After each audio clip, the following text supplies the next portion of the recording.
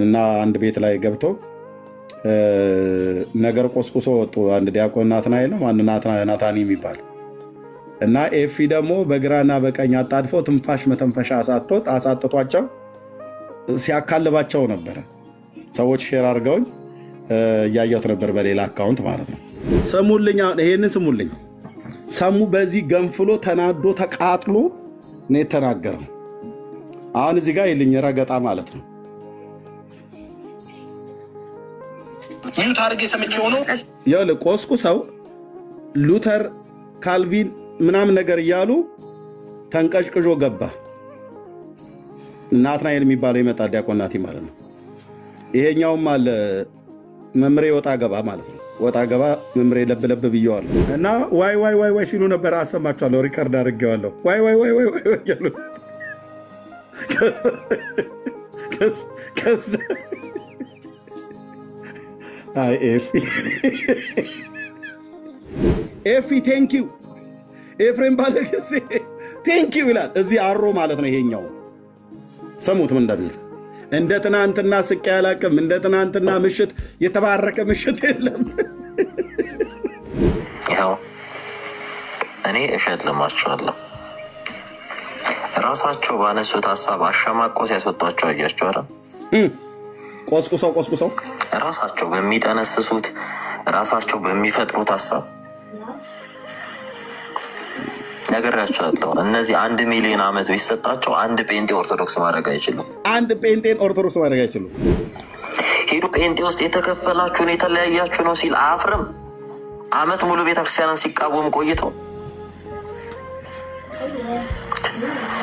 እስቱ ሼም እኮ በነገራችን ላይ እውነቱን ነው። ትክክለኛ እኮ ጥያቄ ነው ያነሱት ማፈሪያዎች። ልክ ሲያቀታችሁ እየተጠራራችሁ ና እንትና ቤት ነን ቆማት ሞግትም መጀመሪያ እንደዛ በቃ መሞገት እኮ ነው። አንተ ያነሳውን እነሱ አነሱ፣ አንተ ማትቀበለውን ቤተክርስቲያን ውስጥ አነሱልክ። ኮንፊደንስ ካለ መመለስ እኮ ነው። ሮጦ መውጣት ሰው ምንም የማታውቀች ምስኪን አውሮፓ፣ አሜሪካ፣ አረብ ሀገር ያለች ጊፍት ትሰጣቸዋለች። ስለምን እንደምታወሩ እንኳን ሳታውቅ ነው ጀግና ጎበዝ። ምን ስለምን እንደሚወራ አታውቁ። በጣም ጎበዝ ነበር ኤፍሬም። እንዴት አርጎ እናንተን ዲባንክ ማድረግ እንዳለበት ስላወቀ ነው። መጀመሪያ ጨዋታችሁን የቀየረባችሁ ጨዋታችሁን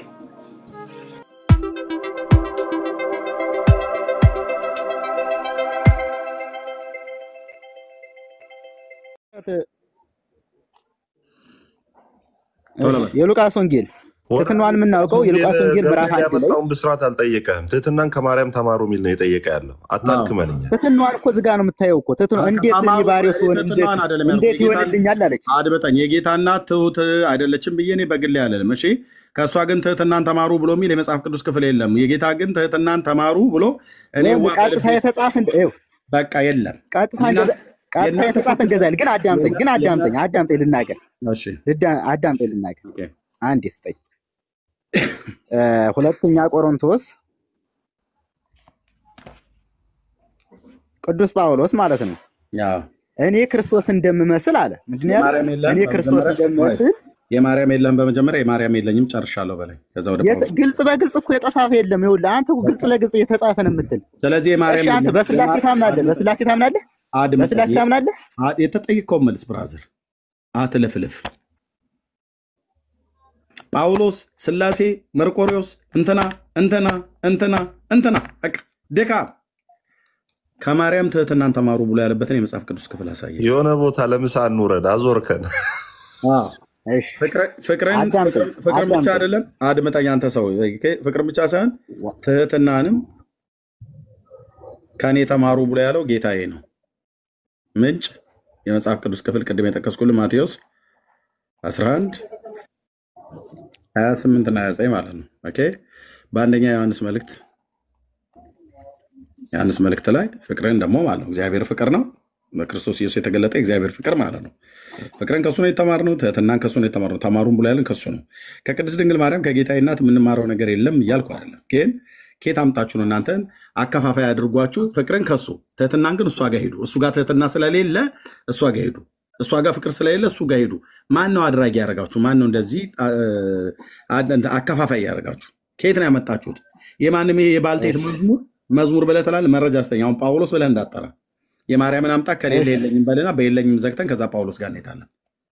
እሺ በቃ ልናገር ጊዜ ስጠኝና ችግር የለም። ቶሎ በል መረጃ።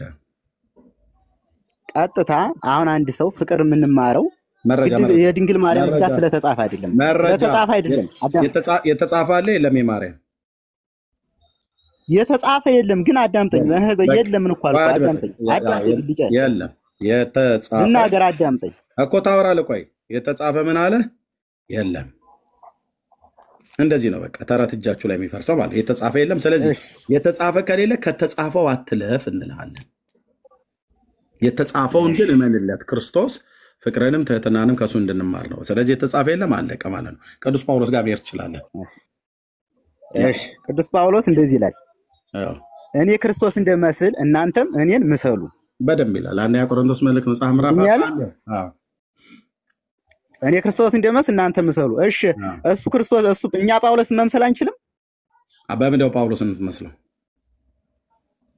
በሁሉም ነገር በምንድነው? በሁሉ ነገር ጳውሎስ በመሰለው ክርስቶስን በምንድነው የመሰለው? ይሄው ይላል ቅዱስ ቃሉ። ክርስቶስን የመሰለው ጳውሎስ በምንድነው? በሁሉም ነገር በቃ የክርስቶስን በትህትና በፍቅር በታማኝነት ዘርዘር አርጋታ። በምን? አንደኛ በፍቅር። እሺ በፍቅር ትሁት ነበር ጳውሎስ። እሺ ቆይ አድምጠኝ። በምንድነው ጌታን የመሰለው? በፍቅር ነው ያልከኝ? ነጥብ ለመያዝ አትሩ። ክርስቶስ ጳውሎስ እኔ ክርስቶስን እመስላለሁ አለ። ወንድሜ ይሄን ቃሉ ይላል። እየተማርን ነው፣ እየጻፍን ነው። በደንብ ነው። ለነጥብ ምናምን ነገር ብላት ማለት እንዴ አንተ አስተማሪ ነህ። ተናገር። የቱ ጋር በፍቅር ብሏል አይደል? እሺ በቃ የክርስቶስን ህይወት በቃ ሆኗል። የክርስቶስ ህይወት ምንድን ነው ንገረን። እሺ የክርስቶስ ህይወት ራሱ ቅዱስ በገላትያን ጳውሎስ የተናገረው አለ። ጳውሎስ እኮ ምን አለ? እሺ አንዴ የክርስቶስ ህይወት ምን ነበር? እሺ አንዴ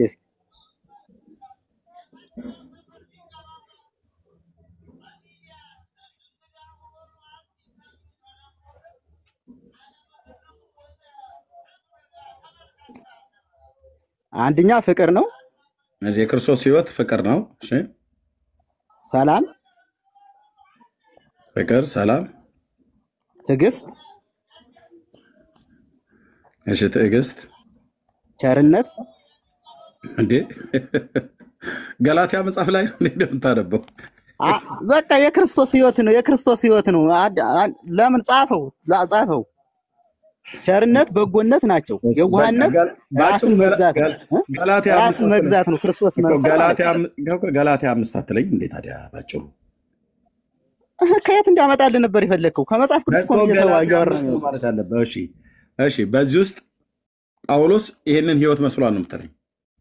በቃ እሺ ታዲያ ፍቅርን ከክርስቶስ ትህትናን ከማርያም ብሎ እንዳለ ከክርስቶስ የሆነ ነገር ከጳውሎስ የሆነ ነገር ተማሩ ብሎ ያለው የታለ? እናንተ እንዳከፋፈላችሁት አይነት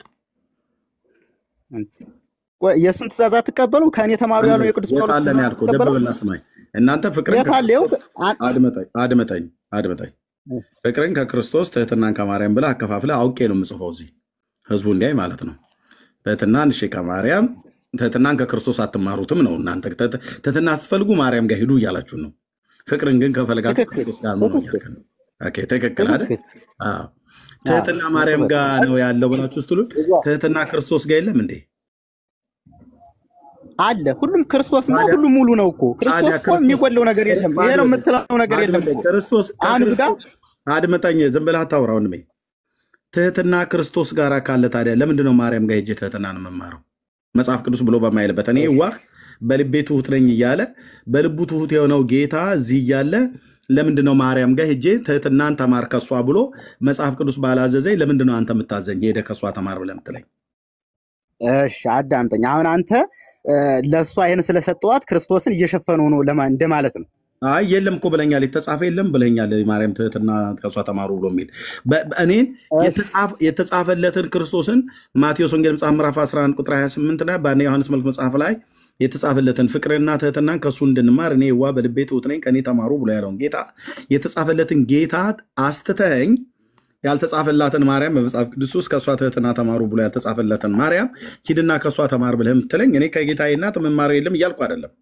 ግን ያልተጻፈላትን ማርያም ትህትና ከእሷ ነው የምትማረው፣ ፍቅርን ከእሱ ነው፣ ትህትና ከፈለ ከእሷ ጋር ነው መሄድ ያለብህ ብለህ ለምን ትለኛለህ? ባልተጻፈ መጽሐፍ እሺ አለ ተጽፏል እኮ አንተ ግልጽ በግልጽ ካልወጣልህ ነው እንጂ ተጽፏል። አዳምጠኝ። ከተጻፈ የተጻፈ ለምን አልከኝ? አድምጠኝ። አዳምጠኝ። ዝም ብለህ አታወራ። የተጻፈ አለ ነው ያልከኝ አይደል? አሁን ሰማሁ።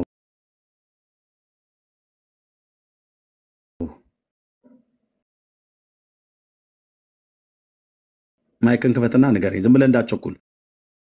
ስለምቸኩል ነው ሚዩት ማድረግ እንጂ ተደማምጠህ ብታወራ አንተ አዳምጠኝ።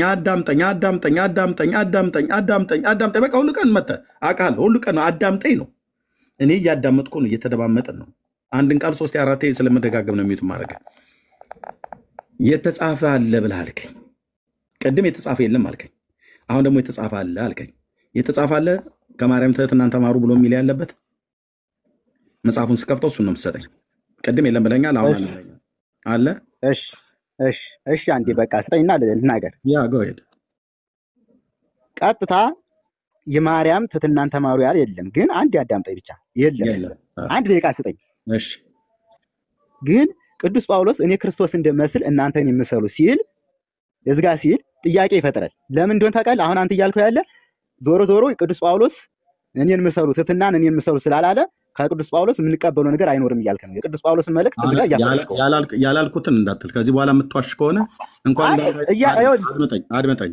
እንኳን እንዳንተ አይነት አልኩም ያላልኩትን አትበል። ኦኬ ያላልኩትን አትበል። የተጠየቀውን መልስ ስታጣ በየለኝም ነው ማስጨርስህ። የለኝም ነው ያልከው። አሁን እዚህ ጋር ፍቅርን ከክርስቶስ ትህትናን ከማርያም ብላችሁ ኦርቶዶክሳውያን አከፋፍላችሁ የፍቅር አዳይ ክርስቶስ የትህትና ደግሞ አዳይ ማርያም አድርገህ ያልተሰጣትን እሷ ጋር እንድንማር መጽሐፍ ቅዱስ ትህትናን ከእሷ ተማሩ ብሎ ያላለንን የተጻፈ አምጣ ብዬ ስል የለም ብለህ ያልከውን የተጻፈለትን ጌታ ግን ትሑቱን ጌታ እኔ ፊት ዝቅ አድርገህ ፍቅርን ከሱ ትህትናን ግን ከፍጡር እንድማር የምታደርጉት ተራ የሆነ መዝሙራችሁ ነው ማለት ነው። በዚህ መሰረት በዚህ ሎጂክ መሰረት ጳውሎስ እዚህ ጋር አለ፣ ጌታዬ ደግሞ እዚህ ጋር አለ። ኦኬ ፍቅርን ከክርስቶስ እዚህ ጋር ያልካቸውን ገላትያ ላይ የጠቀስካቸው እነዚህ የመንፈስ ፍሬዎች ነው የሚባሉት ባጭሩ። ኦኬ የገላትያ ስታወራው ነው ያወቅኩትኝ። የመንፈስ ፍሬዎች ማለት ነው። እነዚህ የመንፈስ ፍሬዎችን ተማሪ ያልከው ጳውሎስ እነዚህን የመንፈስ ፍሬዎች ገላትያ መልክ መጽሐፍ ምዕራፍ 5 ላይ የተጠቀሱትን ከኔ ተማሩ፣ ከነዚህ ውጪ ያሉትን ለምሳሌ ቅድስናን አታውቀውም። ይሄን ቃል ጽድቅን ኦኬ ቅዱስ ጳውሎስ ፍቅርን እነዚህ የመንፈስ ፍሬዎችን ከኔ ተማሩ፣ ቅድስናና ጽድቅን ግን ከሱ ተማሩ። ወይ ደግሞ ቅድስናና ጽድቅን ከኔ ተማሩ፣ እነዚህ እንግዲህ የመንፈስ ፍሬዎች ከሱ ተማሩ። እኔ ጋር የማታገኙትን እሱ ጋር ታገኙታላችሁ፣ እሱ ጋር የምታገኙትን እኔ ጋር ታገኛላችሁ ብሎ አላለም። እናንተ ክርስቶስ ጋር የምታገኙትን ማርያም ጋር ታገኙትን፣ ማርያም ጋር የምታገኙትን እሱ ጋር ታገኙ። ምክንያቱም አከፋፍላችሁ ማለት ነው። ትህትናን ማርያም ጋር ተማር ብለህ ስትለኝ ትህትና ክርስቶስ ጋር እንደሌለ እኮ እየነገርከኝ ነው። እሱ ጋር የለምና እሷ ጋር ሄድ እያልከኝ ነው በመዝሙርህ። ኦኬ ስለዚህ ይሄ የባልቴት መዝሙር ይባላል። የባልቴት መዝሙር ሳይሆን ዘፈን ማለት ነው። የባልቴት ዘፈን ይባላል። ኦኬ ፍቅርን ከክርስቶስ ትህትናን ከክርስቶስ ልናገር ሚዩት አድርገው። ኦኬ ስለዚህ ፍቅርን ከክርስቶስ ትህትናን ከማርያም ብሎ የሚል የባልቴት ዘፈን ነው ብራዘርዬ። ፍቅርን ከክርስቶስ ነው የምትማረው፣ ትህትናንም ከሱ ነው የምትማረው። ማርያም ራሱ እንኳን ትህትናን የተማረችው ጳውሎስ ራሱ እንኳን ክርስቶስን በሚመስል ህይወቱን የተማረው ኦኬ ለፍጥረት ሁሉ ምሳሌውን ትቶልን ያለፈ በቃ ፍጥረት ሁሉ አይኑን ማተኮር ያለበት ማርያም በተላት ወደሱ ነው የምታየው። ጳውሎስ በለው ወደሱ ነው የሚያየው። ሁሉም በለው ነቢያት ወደሱ ነው የሚያዩት።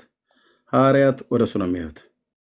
እናንተ የምትፈልጉት ግን በኦርቶዶክስ አስተምሮት ሰው አይኑን ከክርስቶስ ነቅሎ ማርያም ጋር እንዲሄድ እመቤቴ አቁራሪተ ማሳሊተ ምሕረት ማምላክ አዛኝቱ ርህሪቱ ወላዲቱ ምናምን ነገር እያላችሁ ማለት ነው።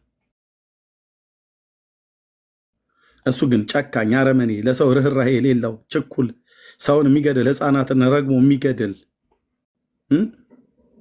እነዛ አርጋችሁ ነው የምትስሉት። የዋሁን ጌታ እኛ ጋር መታት መሆነጫጭር እሺ መረጃ አምጣ ተበለስ ትባል በየለኝም ነው የበቃው። ስለዚህ ከዚህ ሐሳብ ውስጥ ወጣና ወደ ሌላ ሐሳብ እንሂድ። ቅዱስዬ አውራው ወንድምነት። እሺ አይ በዛ ሐሳብ እዚህ ላይ መልስ እሰጣለሁ እኔ ምንም መልስ እንሰጣለን ምንም መልስ አለኝ እኔ እሰጣለሁ አለኝ ካልኩ እኔ ነኝ ማለት ነው እኔ እሰጣለሁ። አጣጥተናን ከማርያም ተማር የሚል ጥቅስ አምጣ። እሺ እሺ አዳምጠኝ ምንድን ነው ይሄ ሰውዬ? እሺም ኤርሚ እሺ ልናገር ጊዜ ስጠኝ ሲሳይ የሚታርክ እሺ በቃ አንተ ጠየቀኝ ቅዱስ ጠየቀኝ እኔ ደግሞ ልመልስ። ትህትናን ከማርያም ተማሩ የሚል ማስረጃ አምጣ። እሺ ይኸው እኮ ነው ያልኩት። ንግግር ሳይሆን ጥቅስ ነው የምፈልገው ጥቅስ። እሺ ልናገር በቃ መጀመሪያ ልናገር እስኪ መጀመሪያ ጥቅሱን ስጠኝና ትናገራለህ። ከማርያም ተማሩ የሚል አለ ወይስ የለም? ባጭሩ ንገረኝ እስቲ። ተማሩ የሚል የለም፣ ግን አንድ ነገር መልስ እንሰጠው ነገር አለ። ከሷ ተማሩ የሚል ነገር የለም፣ ግን የምናገረው ነገር አለ። አትጨምር በቃ ምንም አታወራ። እሺ በቃ እሺ ቅዱስ በቃ አንድ ያዳምጥ በቃ ምንም አታወራ። እንዴት እንናገር? እሺ ጠይቃችሁ እንዴት እንመልስ? ላወራ ነው ምንም ከመጽሐፍ ቅዱስ ላይ ሐሳብ ስለሌለ ከዚህ በኋላ የምትጨምረው አለኝ። እኔ ከመጽሐፍ ቅዱስ ነው የማወራ። አሁን የማወራ ከመጽሐፍ ነው የለም ብለህ ከመጽሐፍ ቅዱስ ነው የማወራ አልኩህ። ከዛ ውጭ ሆነ አስወጣኝ። ሰሞነ ሕማማት ነው ደክሞኛል። ተረጋጋ። ጾም ላይ ነው ያለሁት። ጾም ክርስትና ነው ጾም ተዋህዶ ላይ ነው። እናንተ ለምን አይደለም? ሰሞነ ሕማማት ላይ ነኝ እና በጣም ሐዘን ውስጥ ነው ያለሁት። ተረጋጋ። አትረብሽ። ክርስትና ግን ክርስቶስን መምሰል ነው እንጂ ቀስ ብለህ ቀስ ውስጤን እንትን አታድክመው እባክህ። እሺ ሰጠው ተናገር በቃ እሺ ይኸው ታውቁ ምንም ልናገር አይደለም። ቆይ አንድ መዝሙር ልዘምርልህ ነው። አንድ መዝሙር ልዘምርልህ ነው። ልዘምርልኝ አይደል? እኔ እኮ መልስ የጠየቃችሁት ልመልስ። እኔ እኮ ነኝ እዚህ ቤት እንዳላስወርድ ሚት አድርገህ ስማኝ። ቀላል ትሰማለህ እንደምዘምረው መዝሙር ትሰማለህ። ገና ስንት ሰው ይሰማል? ትህትናን ከማርያም ተማሩ ብሎ መጽሐፍ ቅዱስ ሳያስቀምጥ እዛች ቤተክርስቲያን ውስጥ የሚዘመር አንጀት የሚበላ አንድ መዝሙር አለ። ትህትናሽ ግሩም ነው ደግነትሽም እናቱ ሆነሻል የመድኃኔዓለም እናቱ ሆነሻል የመድኃኔዓለም። እንደዚህ ብለህ ዘምረህ ታውቃለህ? መልስልኝ። ታውቃለህ? የምዘምረው ሁሌም ነው የምዘምረው። እስቲ ዘምረው። ድምጽ የለኝም እኔ አልዘምረውም። በምዘምርበት ቦታ ዘምራለሁ። እዚህ ከዘመርክ ብቻ ነው። የምዘምርበት ቦታ አለ ራሱን የቻለ ሌላ እድል ምሰጥ። ከዘመርክ ብቻ ነው። ሌላ መልስ የለህማ። መልስ ይኸውልህ እናንተ እኮ ችግራችሁ ሲመለስላችሁ ገና ላይ መልስልህ አትፈልግ። ሜት አድርጋለህ። እሺ ወደ ማርያም ትጸልያለህ? ወደ ማርያም አዎ ወደ ማርያም ጸልዩ የሚል የመጽሐፍ ቅዱስ ማስረጃ ስጠኝ። እሺ የማቴዎስ ያዕቆብ 5 አውጣልኝ። ወደ ማርያም ጸልዩ የሚል ነው እዛ ላይ አውጣልኝ። ያዕቆብ 5 አውጣልኝ። ወደ ማርያም ጸልዩ የሚል ነው የጠየቅኩ። እንዴ አንተ ከማርያም ጋር ምን አለ? ከማርያም ጋር ምን አለ? ማርያም ንጽሕት አይደለችም? ቅድስት አይደለችም? ቅዱሳን አይደለችም? ማርያም ኤርሚዬ ዚስ ኢዝ ኦርቶዶክስ አለ። አይታችኋል? መልስ አለ ይላል። ኦርቶዶክስ መልስ አለ። ማርያም ምንድናት? አንተ ሕማማት ላይ ነን። እባክህ ቀስ ድምፅ ባይዞህ ሕማማት ላይ ድምፅ ቀነስ፣ ረጋ፣ ሰከን፣ ጨመቅ ማለት አለብህ። በአርምሞ ነው መቆየት ያለብህ። በአርምሞ እሺ። አርምሞ ላይ ነን እኛ እስከ እሑድ ድረስ አይደል? በአርምሞ እስከ እሑድ አርምሞ ላይ ነን። ከዛ በኋላ ተደምሞ ላይ ነው። ከዛ እናንተ ምስቁ ሁሉ ኋላ ታለቅሳላችሁ። ይሄ በዘበትክበት ሁሉ ዋጋ እንደሚከፍል ታውቃለህ። ማቴዎስ ወንጌል ምዕራፍ 12 ቁጥር 36 ላይ ያመለጠን የእግዚአብሔር ጻድቃን ቅዱሳን ሰዎች ነን። ወደ ማርያም ውሸት አንድ ተይዘሃል። ትትናን ከማርያም ተማሩ የሚል የለም። ውሸት 2 ወደ ማርያም ጸልዩ የሚል የለም። ውሸት 3 አለ። ለምንድን ነው ደግሞ አለ? ለምንድን ነው ጥያቄ ቁጥር 3 ትሰማለች የሚል ወንድምነት እናውጣለት። እሺ አውጣ ወደ ማርያም ጸልዩ ብሎ የሚል ሊያሳይ ነው እንዴ? መረጃ ሊያሳየን ነው። ያዕቆብ 5 አውጣለት። ጅራል አድርግላችሁ አንብቡት። እዛው ተፈለውበት ጥጌን ይዤ ያለው ምዕራፍ 5 እሺ ቁጥር ስንት ነው? በቃ 16 ሊያውጣልኝ። ቁጥር 16 ያው ቅዱስ ይዛው እሺ የምታደርጉትን አድርጉ። እኔ ጥጌን ይዤ እየሰማሁ ነው። ጴንጤዎች እስከ ዛሬ ተበልታችኋል። ወደ ማርያም ጸሎት ሳትጸልዩ ወደ ማርያም ጸልዩ የሚል አነበዋለሁ። እርስ በርሳችሁ በኃጢአታችሁ ተናዘዙ። ምንድን ያለ? እርስ በርሳችሁ በኃጢአታችሁ ተናዘዙ ትፈወሱም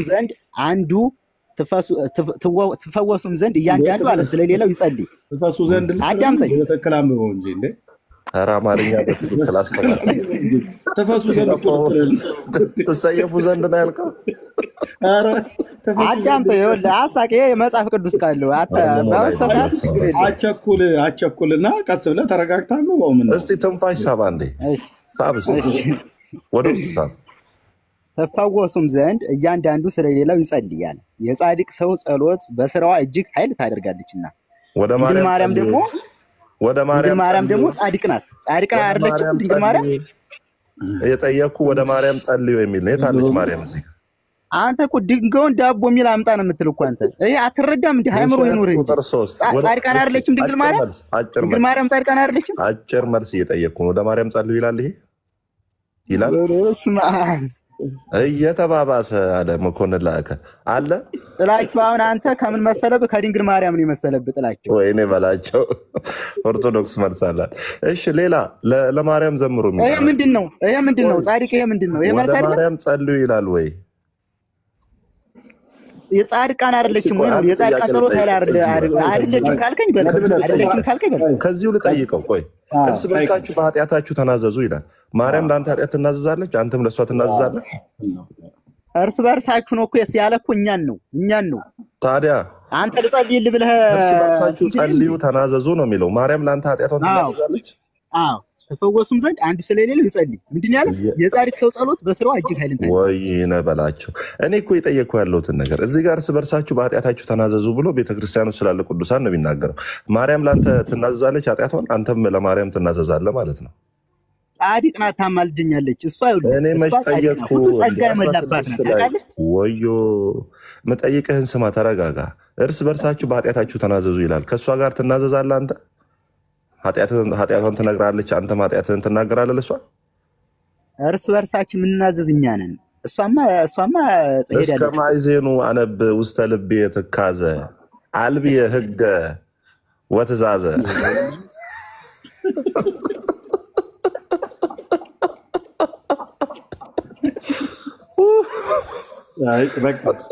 ወንድማችን ይበቃል። አሁን የስድብ አፍ ተሰጠው።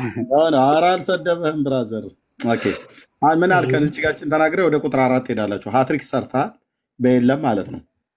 3 ጎል አስገብተሃል። አንድ ወንጌል አንብብልህ። ይሄ ሁሉ ወንጌል አለማንበብ።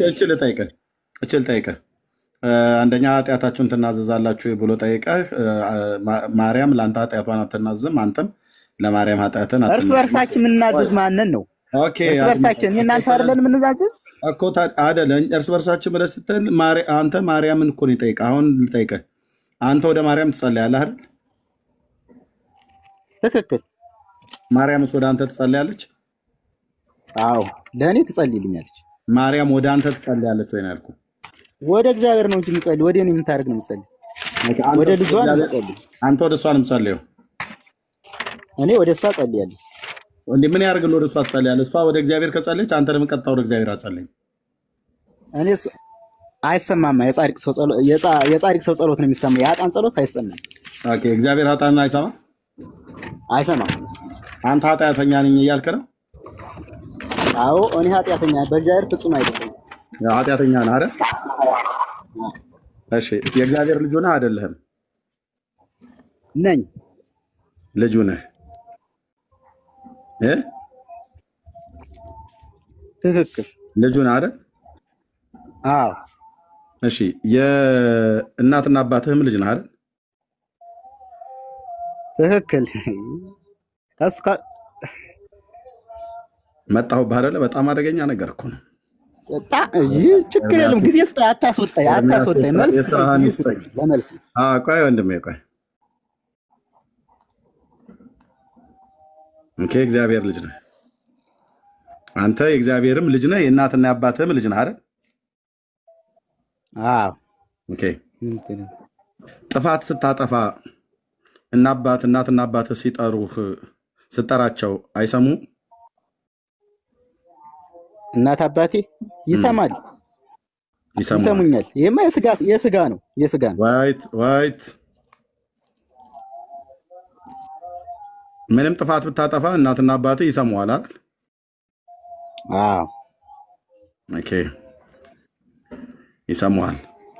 የእግዚአብሔር ልጅ ነህ። ምንም ኃጢአት ብትሰራ እግዚአብሔር ይሰማል አይሰማም? ይሰማል፣ ነገር ግን አይመልስልኝም።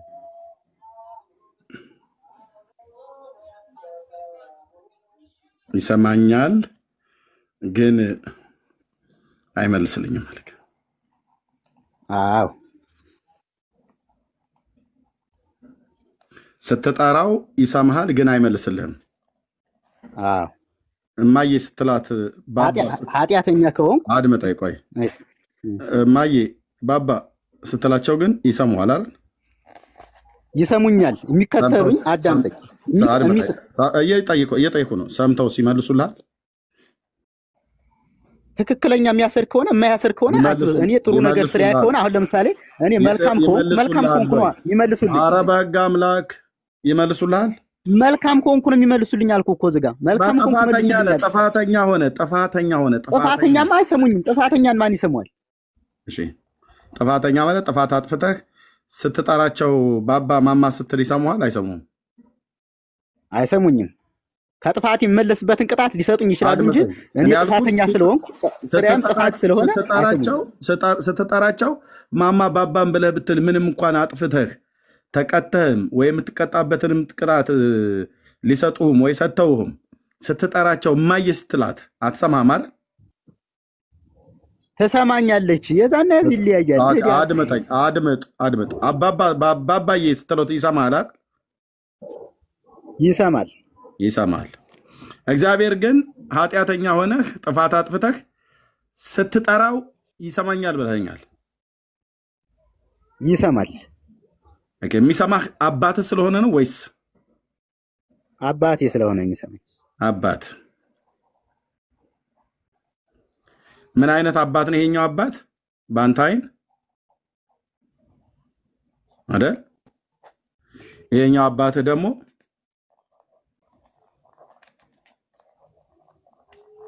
አይደል?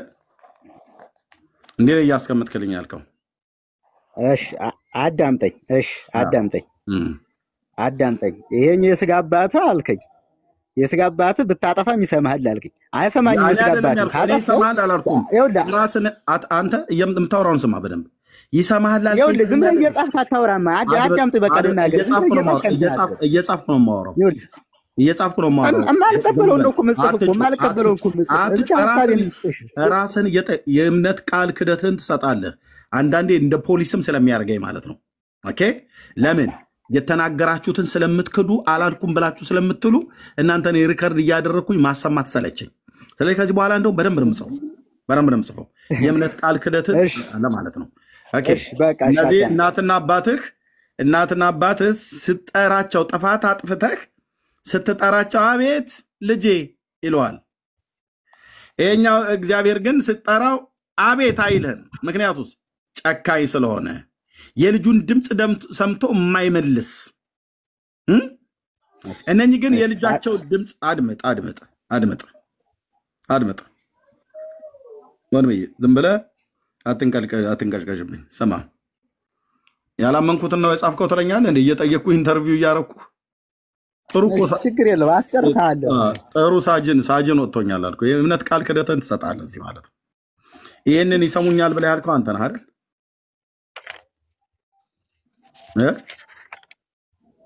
ይኸውልህ ይሰሙኝ። ይኸውልህ መጀመሪያ ይሰሙኛል ብለህ ያልከው አንተ ነህ አይደል?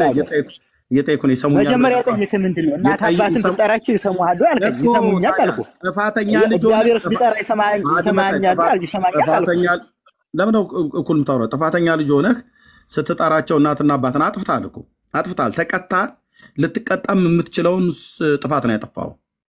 ግን ቢሆንም ጥፋትህን እያወቁ እንዳጠፋም እያወቁ ወይ ቀጥተውህም ወይ ቅጣትህንም እንደሚሰጡህ እያወቁ ስትጠራቸው ግን ይሰሙሃል ወይስ ጥርቅም ነው የሚያደርጉ? ይሰሙኛል። አዳምጠኝ። አንተ ነግረኛል።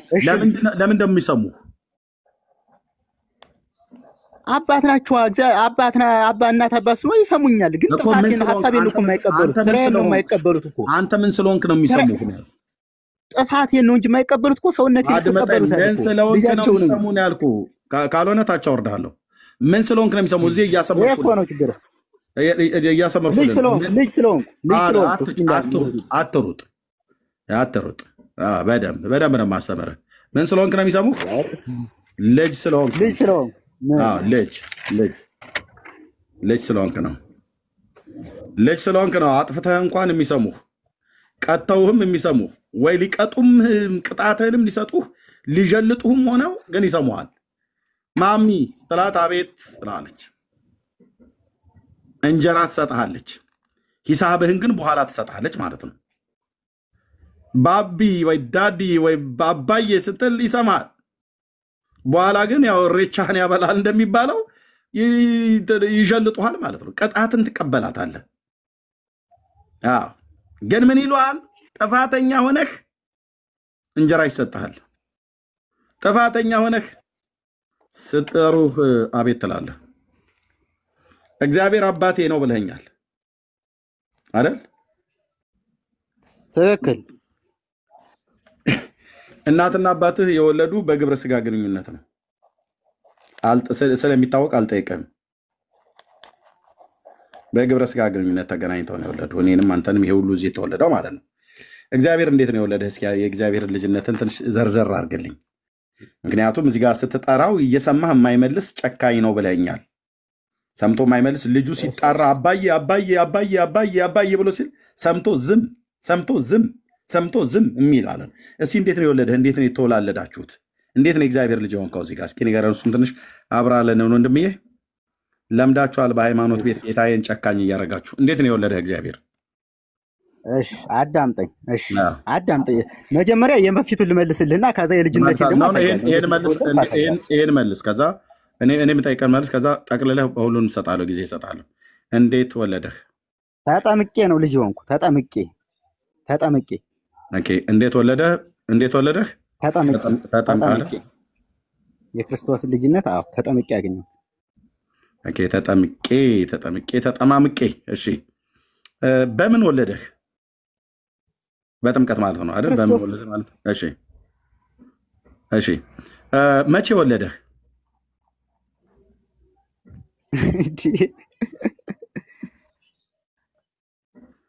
እንዴት? መቼ? በማን? ዘመኑን ልንገርህ። መቼ ነው የወለደህ? እንዴት ነው አሁን ጥያቄህ ምንድን ነው እኮ? መቼ ነው የወለደህ? የተወለድክበትን ቀን አታውቅም እንዴ? ከእናትህ እኮ የተወለድክበትን ቀን ታውቃለህ? ማነው በላቸው። የተወለድክበትን ቀን ምን ይሰራል? ተወለድኩ አልኩ። በምን ተወለድኩ አልኩ? ክርስቶስ በጥምቀት ተወለድኩ አልኩ። በምን ተወለድክ? ልመጣ ነው። በምን መቼ ነው የተወለድክ? አላውቀውም። ቀኑን አታውቀውም? የተወለድኩበት ቀኑን ያላውቀውም ሲጀመር ማለት ነው። በምን ተወለድክ ካልክ የክርስቶስ ልጅነት በምን አገኘህ ካልክ በጥምቀት። የእግዚአብሔር ልጅ ሆነ የተወለድክበትን ጊዜ አታውቀውም ማለት ነው። እኔ አላውቀውም። አታውቀውም? አላውቀውም። እሺ።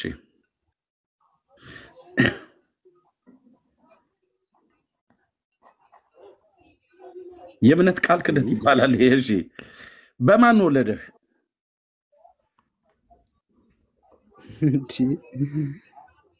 በማን ልበልህ? ጴንጤ ቤት መምጣት አደገኛ ነው ብራዘር። እዚህ በጣም ጥያቄ ጴንጤ ቤት መልስ ችግር የለም። በመልስ ነው ለእናንተ ነፍ መልስ አይደለም። በማን ወለደህ? ግን አንተ አንዱ ሳልመልስ አንዱ ላይ ያዘለታ በመደዳ አታርገው። በማን ወለደህ? ገና እኮ ልንመጣበት ነው። ማን በላቸው? በማን ወለደህ? የተወለድኩማ ከእናት ከአባቴ ነው። ክርስቶስ በእናት አባቴ ሰጠኝ። ምን እግዚአብሔር ነው የጠየኩ? የእናትና የአባትማ በግብረ ሥጋ ግንኙነት ነው ያልኩ። በማን ወለደህ ብዬ ስል ማን ወለደህ አይደለም ያልኩ። በክርስቶስ ነው። በክርስቶስ ኦኬ፣ በክርስቶስ በክርስቶስ ኦኬ፣ በክርስቶስ በክርስቶስ ስትለኝ በስራ ማለት ነው ወይስ በእምነት ማለት ነው? በሁሉም በሁሉም ይያዝልሃል ብራዘር። እናቴ ከአንደበት የሚወጣውን እጽፍልሃለሁ። ታመለስ። ችግር የለውም። ና ተመለስ። ችግር የለውም። እንዴት ወለደህ ብዬ ስልህ ተጠምቄ ነው አይደል ያልከኝ? መቼ ነው የተጠመቀው? በ40 ቀን።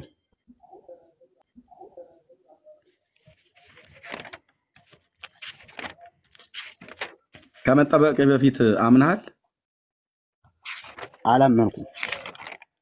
ህፃን ነው። አላመንኩም። የፋይል ስሙ ከላይ ያዝ። የፋይል ስሙ ከስሙ ጋር የፋይል ስሙ ከላይ ያዝ። ሌላ ጊዜ ክሱ መዝገብ ሌላ ጊዜ ለማገላበጥ እንዲመች ናታን በሚል ከቀን ጋር እያዝል አቃቤ። እሺ ወገኔ በእውነት እኮ እንዴት እንደምታሳዝኑኝ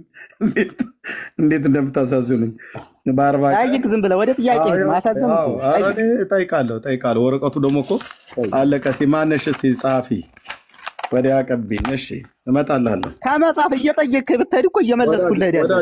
ጠይቀኝ አንድ ባንድ ልመልስ። ወዳጄ እኮ ልጠይቅህ ነው። ስለዚህ ምንድን ነው ያልከኝ? በ40 ቀን ያልከኝ እዛ አምነህ ነው ወይ ብዬ ስልህ አላመንኩም አልከኝ።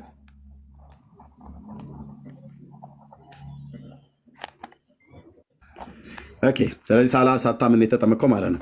ጥያቄ አሁን ምንድን ነው የሚሆነው? ጌታችን ኢየሱስ ጌታ ወይ ደግሞ ሐዋርያቱ ጌታና ሐዋርያቱ እንደዚህ ልጻፈው። ጌታና ሐዋርያቱ ሳታምኑ ተጠመቁ ብሎ ያሉበትን የመጽሐፍ ቅዱስ ክፍል ጋር አሳይ። ሳታምኑ ተጠመቁ ብሎ ያሉበትን የመጽሐፍ ቅዱስ ክፍል አሳይ። ያሉበት ሳታምኑ ተጠመቁ ያሉበትን ጌታ ወይ ደግሞ ሐዋርያቱ ሳታምኑ ተጠመቁ ብሎ ያሉበትን የመጽሐፍ ቅዱስ ክፍል ጥቅሱን እዚህ ቶሎ ንገረኝ። የት ላውጣ? ማቴዎስ፣ ማርቆስ፣ ሉቃስ፣ ዮሐንስ፣ ሮሜ? ልመልስ ክፍሉን ያመነ የተጠመቀ ይድናል ይላል። እሺ ማርቆስ 16:16 አይደል? 16:16 ላይ አንዴ ጠብቀኝ። ማርቆስ እኛ ግን ቆይ ማርቆስ 16:16 የጠቀስክልኝ ያ ሳያምኑ ተጠመቁ ብሎ የሚልበትን ክፍል ነው አይደል? አይደል? ያመነ የተጠመቀ ይድናል ነው የምልህ። እኔ አስረዳለሁ እኮ ተረጋጋ። የኔ ጥያቄ ምንድን ነው? ያመነ የተጠመቀ የኔ ጥያቄ ምንድን ነው? እሺ ልመልስ በቃ። እሺ የኔ ጥያቄ ምንድን ነው? አሁን አንተ ህፃናቶች የኔ ጥያቄ ምንድን ነው? ህፃን አልወጣኝም። የኔ ጥያቄ ምንድን ነው? ጌታና ሐዋርያቱ ሳታምኑ ተጠመቁ ያሉበትን ጥቅስ ስጠኝ ያልኩ። ስለዚህ የለም። እሺ የለም። ልመልስ። እሺ ኦኬ፣ ወይት የለም። ሳታምን እንዴት ትጠመቃለህ? ሳታምን አትጠመቅም። ኦኬ፣ ስለዚህ የለም ማለት ነው። ማርቆስ 16 የጠቀስከው በስተት ነው ማለት ነው። እዚህ ጋር መች ልመስያ አናግሪ። በቃ ልመልስ። እሺ ማርቆስ 16 ነው የጠቀስከው ለምንድን ነው? ያመነ የተጠመቀ ይድናል።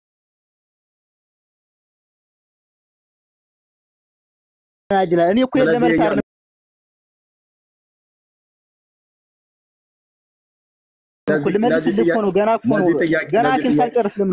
ለዚህ ጥያቄ የሚመጥን ስላልሆነ ማርቆስ 16ን ጨርሻለሁ ማለት ነው።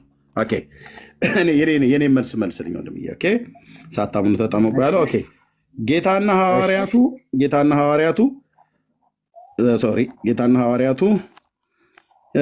ያመኑትን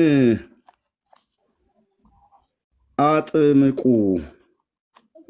ያሉበትን ጥቅስ ስጠኝ።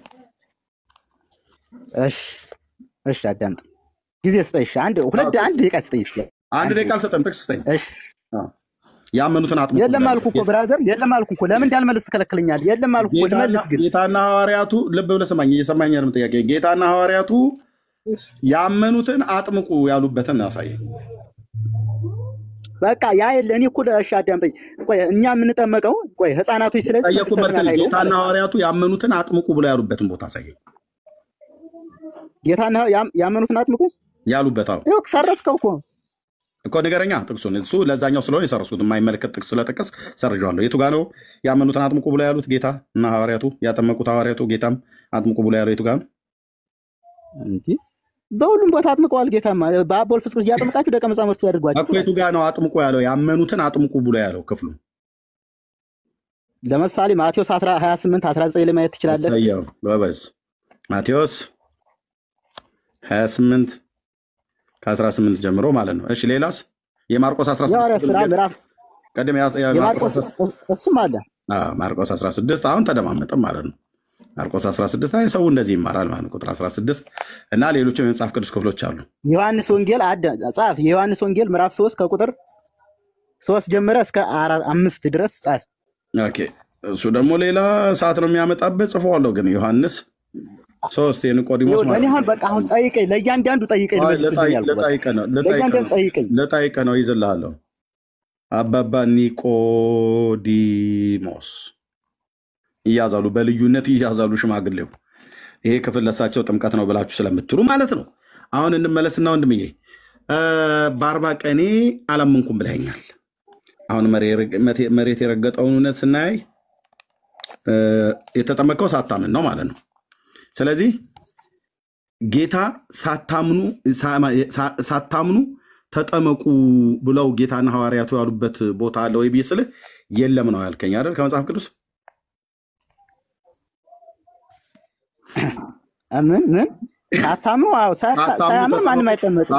ሳታምኑ ተጠመቁ ብሎ የሚል ጌታና ሐዋርያቱ ያዘዙበት ትምህርት የለም። እሺ ጌታና ሐዋርያቱ ግን ያመኑትን እንዲያጠምቁ ወይ ደግሞ ያመኑትንም አጥምቀዋል ሐዋርያቱ። ጌታም ያመኑትን አጥምቁ ብሎ ያለበት ማቴዎስ 28 ከቁጥር 18 እንደዚሁም ማርቆስ 16 ቁጥር 16 የዮሐንስ ወንጌል መጽሐፍ ምዕራፍ 3 ቁጥር 5ንም ጠቅሰኝልኛል። ኦኬ በዚህ ቃል መሰረት ይሄ ትክክለኛ ነው። ማቴዎስ ቲክ፣ ማርቆስ ቲክ። ይሄኛው ጥያቄ አለ፣ በኋላ አባባ ኒቆዲሞስ እንጠይቃለሁ። ስለዚህ አሁን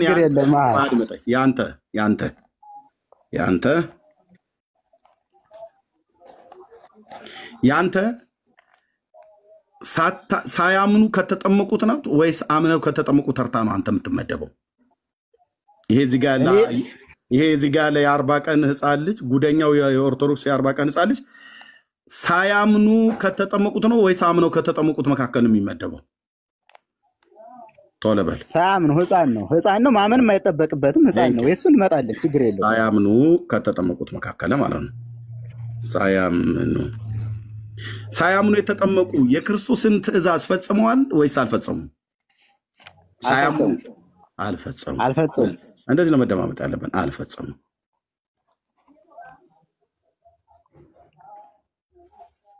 የክርስቶስን ትእዛዝ ያልፈጸሙ አመፀኞች ናቸው ወይስ ታዛዦች?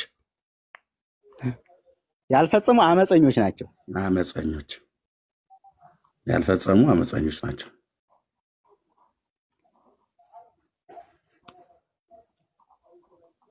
ምን ይሻላል? ማልቀስ ይሻላል እንዳሉ ሰውዬው አለ መልስ። ጊዜ ስጠኝ፣ ችግር የለውም። ለጠየቅ ሁሉ አለ መልስ። እሺ አመፀኞች የእግዚአብሔርን መንግስት ይወርሳሉ አይወርሱም? አይወርሱም መንግስተ ሰማያት። ይህ ሰውዬ ሲኦል ጨምሬው ልመጣ ነው ማለት ነው። አይ እሱ ነው፣ ችግር የለውም፣ እናያለን። መንግስተ ሰማያት አይገቡም ማለት ነው። ስለዚህ የጌታን ትእዛዝ ያልፈጸሙ ወንድማችን ምን አለ? በ40 ቀኔ ተጠመቅኩ አለ። አምናለሁ ቤት ስለው አላመንኩም አለ። ጌታና ሐዋርያቱ ሳታምኑ ተጠመቁ ብሎ ያሉበት ቦታ አለ ወይ ብዬ ስለው የለም አለኝ። ያመኑትን አጥምቁ ያለበት ቦታ አለ ወይ ብዬ ስለው አዎ አለ። ማቴዎስ ወንጌል መጽሐፍ ምዕራፍ 28 18 እንዲሁም ማርቆስ እና ዮሐንስን ጠቀሰ። አንተ ሳያምኑ ከተጠመቁት ነው ወይስ አምነው ከተጠመቁት መካከል ነው ብዬ ስለው ሳያምኑ እኔ ነኝ የማወራው እኔ የማወራው የእምነት ቃል ክደትህን እዚሁ እንትን እያልኩ ነው ለሰው ድጋሚ እንትን እያልኩት ነው። አንተ ሳያምኑ ከተጠመቁት ነህ ወይ አምነው ከተጠመቁ ብዬ ስለው ሳያምኑ ከተጠመቁት ነኝ አለ። ስለዚህ ሳያምኑ የተጠመቁ የክርስቶስን ሕግ ፈጽመዋል ብዬ ስለው አልፈጸሙም አለኝ። ያልፈጸሙ ሰዎች አመፀኞች ናቸው ብዬ ስለው አዎ አመፀኞች ናቸው አለኝ። አመፀኞች ሰዎች የት ነው የሚገቡት ብዬ ስለው መንግስተ ሰማያት አለኝ። ስለዚህ ይሄ ወንድማችንና ሌሎች ኦርቶዶክሳውያን የእግዚአብሔርን የክርስቶስን ቃል የማይፈጽሙ አመፀኞች መንግስተ ሰማያት ሳይሆን የሚገቡት ሲኦል የሚገቡ የክርስቶስን ሕግ የካዱ ናቸው። ጌታ ምን አለ? አንድ ጥያቄ እና አድቆይ ጌታ ምን አለ? የሚወደኝ ቢኖር ምን ያደርጋል ነው ያለው። ቃሉን ታውቀው ከሆነ ትእዛዜን ይጠብቅ ዮሐንስ 14:15 ወንጌሉ ካላወቀው አይ አላውቀውም እንድትነግረኝ ፈልጌ ነው። የሚወደኝ ቢኖር ስላላወቅኩት ነው ቃሉን ያመጣሁት። እሱን ያለን መጨረሻ ላይ አንተም ጻፈውና አንተ የሚወደኝ ቢኖር ማን ቃሌ ነው አይደል ብሎ የሚለው ቃሌን ወይ ትእዛዜን ቃሌን ነው የሚለው። የሚወደኝ ቢኖር ቃሌን ይጠብቃል አይደል ብሎ የሚለው ትእዛዜን ይጠብቅ ነው የሚለው። እሺ ኦኬ የሚወደኝ ቢኖር ትእዛዜን ይጠብቅ ነው ያለው። አረጋግጥ ባይልበጥ አይ ቃዴስ ስስቅ እኮ ነው ደስ የሚለኝ። አይ እርግጠኛ እንዳደረገው ስለፈለኩ ነው። ዞር አድርገው አንየውኛም። አይ ቆይ ወንድምዬ ትእዛዝ ማለት እኮ ቃል ማለት ነው። እኔ ሌላ ነገር ላሳይ ፈልጌ ነው። ቃል ማለት ትእዛዝ ነው። ቅድም መዝሙረ ዳዊት ላይ ስናገር አልሰማ? ቃል፣ ትእዛዝ፣ ሕግ፣ ስርዓት እነዚህ የሚባሉት በሙሉ የእግዚአብሔር ቃል ነው። እኔ ሌላ ነገር ላሳየ ነው። አንተ ትልቅ ነገር የተናገርክ መስሎ ሆነ የተሳሳትኩ መስሎ ነው እንዴ? ነው እሱን አይደለም። የሆነ ቃል ላሳየ ነው። ቆይ እንዴት ኦኬ ጌታ ኢየሱስ ክርስቶስን ትወደዋለህ? እወደዋለሁ። መውደድን በምን እንደምትገልጠው? በስራ። ከስራው በፊት ትእዛዙን መጠበቅ አለብህ የለብህም? ትእዛዝ ማለት ምን ማለት ነው? ትእዛዝ ማለት አድርጉ ያለውን አለማድረግ፣ እሱ አድርጉ ያለውን መስራት። ትእዛዝ ማለት ቃል፣ ሕግ፣ ስርዓት ማለት ነው። የጌታ ማለት ነው። ስለዚህ ጌታ ኢየሱስ ክርስቶስን ትወደዋለህ? እወደዋለሁ። በጣም ነው የምወደው።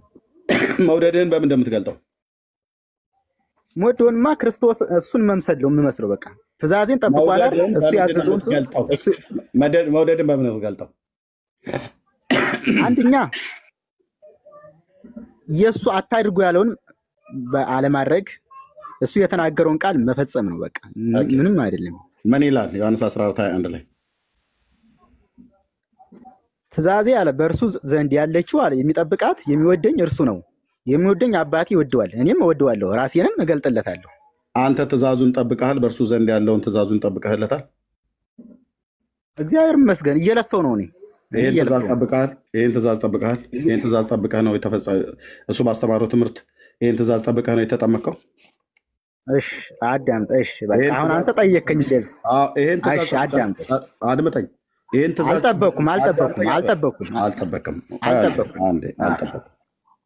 አልጠበቅም። ወዴት እየሄድክ እንደሆነ አንተ ራሱ ማወቅ አለብህ። ትእዛዙን አልጠበቅም እንዳልኩ ደቂቃ እንኳን ብትሰጡት ምን አለ?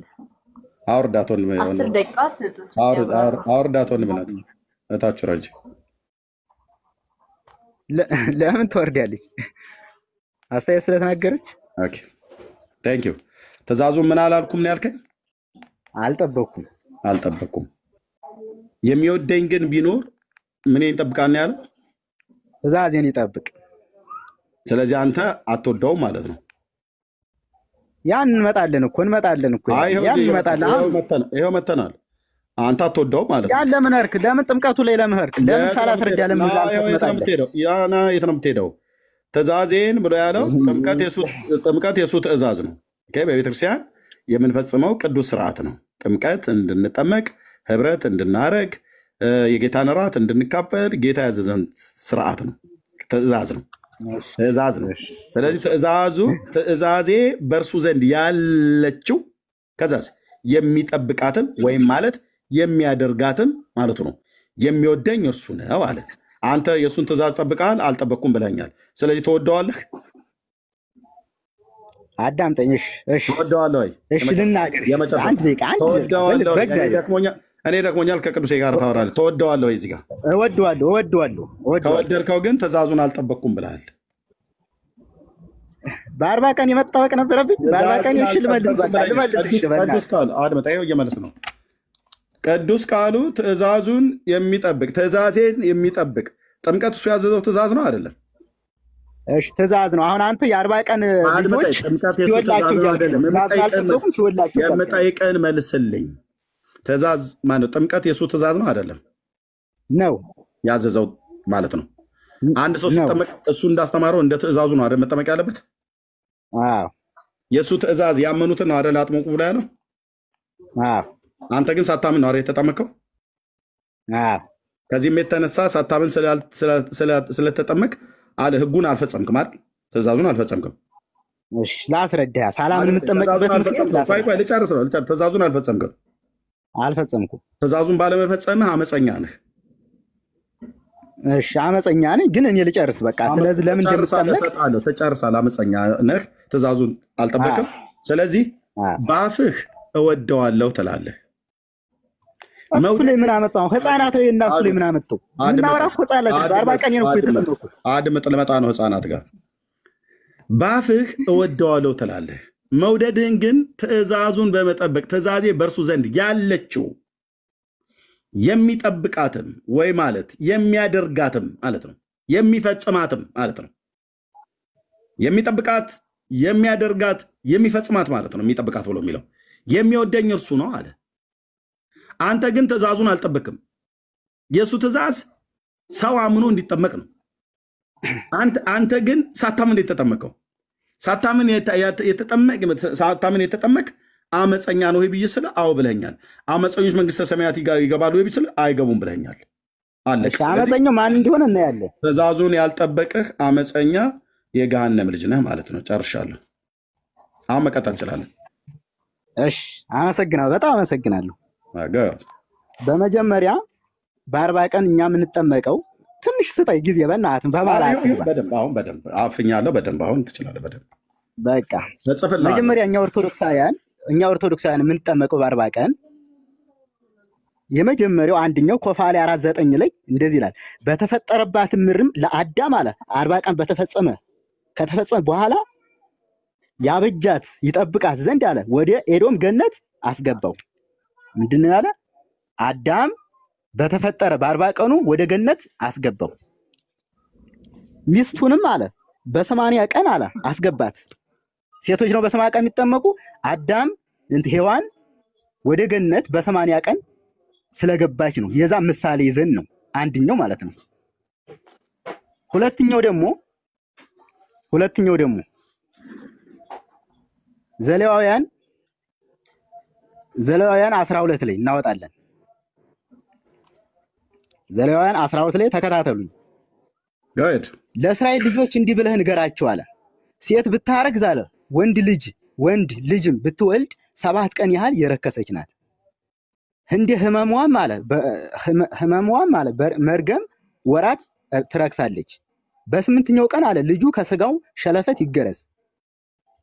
ከደሟም አለ እስክትነጻ 33 ቀን አለ ትቀመጥ። ምን አለ? 33 ቀን 7 ቀን የረከሰች ናት። የመንጻት ቀን አለ እስኪፈጸም ድረስ የተቀደሰውን ነገር አትንካ፣ ወደ መቅደስም አትግባ ስለሚል ነው። 7 ቀን ምንድነው? የረከሰች ናት። 33 ቀን ደግሞ የልጁ ደሟ እስኪጠራ መቆየት አለባት ስለሚል ይሄ 40 ቀን ወንዱ ልጅ እናቆየዋለን። ሴት ልጅ አለ ብትወልድ ደግሞ አለ እንደ መርገሟ ወራት አለ 2 ሳምንት። ሴት ልጅ ሲወልድ 2 ሳምንት የተረገመች ናት ማለት ወደ ቤተ መቅደስ መግባት አትችልም። ያህል የረከሰች ናት ይላል። ከደሟም አለ እስክትነጻ ድረስ 66 ቀን አለ ምንድነው? 66 ቀን 66 እና 2 ሳምንት ስንት ነው? 80 ቀን ትቀመጥ ይላል። አንደኛ በዚህ ምክንያት ነው። ሁለተኛ ደግሞ ዮሐንስ ወንጌል ቆይ ልጨርስ በቃ በማለት ያጻፍና ያዝና በጨርሻ በ80 ቀን ኦኬ። እሺ ሶስተኛ ደግሞ ከፈር እንደዚህ ይላል። 3 ከዮሐንስ ወንጌል ምዕራፍ 3 ላይ ኢየሱስም መልሶ እውነት እውነት እልሃለሁ ሰው ዳግመኛ አለ ካልተወለደ በቀር የእግዚአብሔር መንግስት ሊያይ አይችልም አለው። ምንድን ያለው? ሰው ዳግመኛ ካልተወለደ በቀር የእግዚአብሔር መንግስት ሊያይ አይችልም። ከዛ ኒቆዲሞስ ምን አለ? ሰው ከሸመገል በኋላ እንዴት ሊወለድ ይችላል አለ። ሁለተኛ ወደ እናቱ ማህፀን ገብቶ ሊወለድ ይችላል አለው። ኢየሱስም መለሰ እንዲህ ሲል አለ እውነት እውነት እልሃለሁ አለ ሰው አለ ከውሃና ከመንፈስ ካልተወለደ በቀር ወደ እግዚአብሔር መንግስት ሊገባ አይችልም አለ። ሶስተኛ ይሄን በመያዝ ነው። አራተኛ ደግሞ ይሄን በመያዝ እኛ የተዋሕዶ ልጆች እንጠመቃለን። አራተኛው ደግሞ ስንሄድ እንደዚህ ይለናል። የማቴዎስ ወንጌል ምዕራፍ 19 ከቁጥር 13 ጀምሮ እናነባለን። በዚያን ጊዜ እጁን እንዲጭንባቸው አለ እንዲጸልይ ሕፃናት ወደ እርሱ አመጡ። ደቀ መዛሙርቱም ገሰጿቸው። ነገር ግን አለ ኢየሱስ ሕፃናትን ተዋቸው አለ። ወደ እኔ ይመጡ ዘንድ ምን አለ አትከልክሏቸው። አሁን አንተ ሕፃናቱ ለምን ይጠመቃሉ ስትል ወደ ክርስቶስ እንዳይመጣ እየከለከልካቸው ነው። ይሄን ማወቅ አለብህ። አትከልክሏቸው መንግስተ ሰማያት እንደዚህ ላሉት ናትና አለ። እዝጋ እየከለከልካቸው 18 ላይ ደግሞ እንደዚህ ይላል። 18 ላይ 18:3 ላይ ያዙልኝ። እንዲሁም አለ እውነት እላችኋለሁ ካልተመለሳችሁ አለ ካልተመለሳችሁ እንዲህ ሕፃናት ካልሆናችሁ ወደ መንግስተ ሰማያት ከቶ አትገቡም። ሕፃናት እኛ እኮ የምንጠመቀው ምንድነው ያለ? እንዲህ ሕፃናት ሁኑን ያለ። የምንጠመቀው ምንድነው? እንደ ሕፃናት ለመሆን ነው። እሺ አንተ ለምሳሌ የወለድከው ልጅ እሺ አንድ ሰው የወለድከው ልጅ አንተ ክትባት ታስከትበዋለህ። የምታስከትበው ምንድነው? መድኃኒት እንደሆነ ያውቃል። እሱ አምኖ ነው ያ መድኃኒት የሚወስደው። ያን ክትባት ያን መርፌ የሚቀበል እሱ ያ ልጅ አምኖ ነው። ግን አንተ አላመንም ብለህ ያን መድኃኒት ከከለከልከው አላመንም ያ ሕፃን ልጅ አላመንም ብለህ ያን መድኃኒት ከከለከልከው ምንድነው የሚሆነው? ያ ልጅ በሽታ ላይ ይወድቃል። አሁን አንተም ሕፃናቶች እንዳይጠመቁ ሳያምኑ አይጠመቁም እያልክ ከሆነ የክርስቶስን መድኃኒት እንዳያገኙ እየከለከልክ ነው። ክርስቶስም ደግሞ የተናገረውን ቃል እየሸነፍክ ነው። እንትን እያልክ ነው። ክርስቶስ እንዲህ አለ ሕፃናቶች ወደ እኔ ይመጡ ዘንድ አትከልክሏቸው ተዋቸው አለ። በቃ እዝጋ ደግሞ 3 ላይ ምን አለ? እውነት እውነት እላችኋለሁ ካልተመለሳችሁ እንደ ሕፃናት ካልሆናችሁ መንግስተ ሰማያት አትገቡ። ስለዚህ በ40 ቀን ማንም ሰው ሕፃናቶች መንግስተ ሰማያት ይገባሉ። ጥያቄም የለባቸውም። ራሱን የቻለ መስፈርት አለ። ካደጉ በኋላ ከ7 ዓመት በኋላ ይባላል አባቶቻችን። ከዛ ሰዓት በኋላ መጾም ይችላሉ፣ ክርስቶስን ማመን ይችላሉ። ግን ከዛ በፊት ግን ወደ ክርስቶስ እንዲመጡ መፈቀድ የለበትም። ይሄን በመያዝ ነው በ40 ቀን የተቀበልኩት። ይሄን በመያዝ ነው። አሁን ጥያቄ ካለ ጨርሻለሁ፣ ጠይቀኝ። በዚህ መልስ ኦኬ ቴንክ ዩ። ቁጥር 1 እንዴ ጥያቄ በሙሉ ጥያቄ እኮ ነው የሰጠኝ። ጥያቄ ካለ አይባልም። አመፀኛው ሰውዬ በአመፀኝነት ዘግተህ ገሃነም ውስጥ ገብታል ማለት ነው። የጌታን ትእዛዝ የማይፈጽሙ አመፀኞች ናቸው። አመፀኝነትን ክልል አድርጋ ሳይታይናል። ሚዩት አድርገውና ወይ መንኮሻኩሻውን ስለምጠይቅህ ሚዩት አታርገው።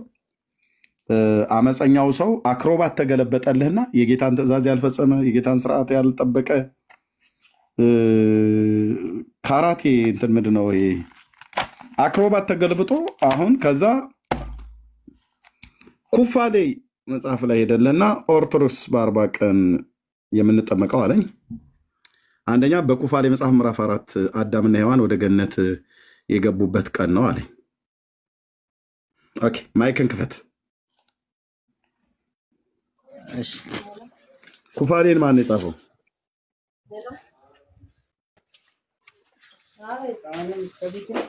አቤት አቤት።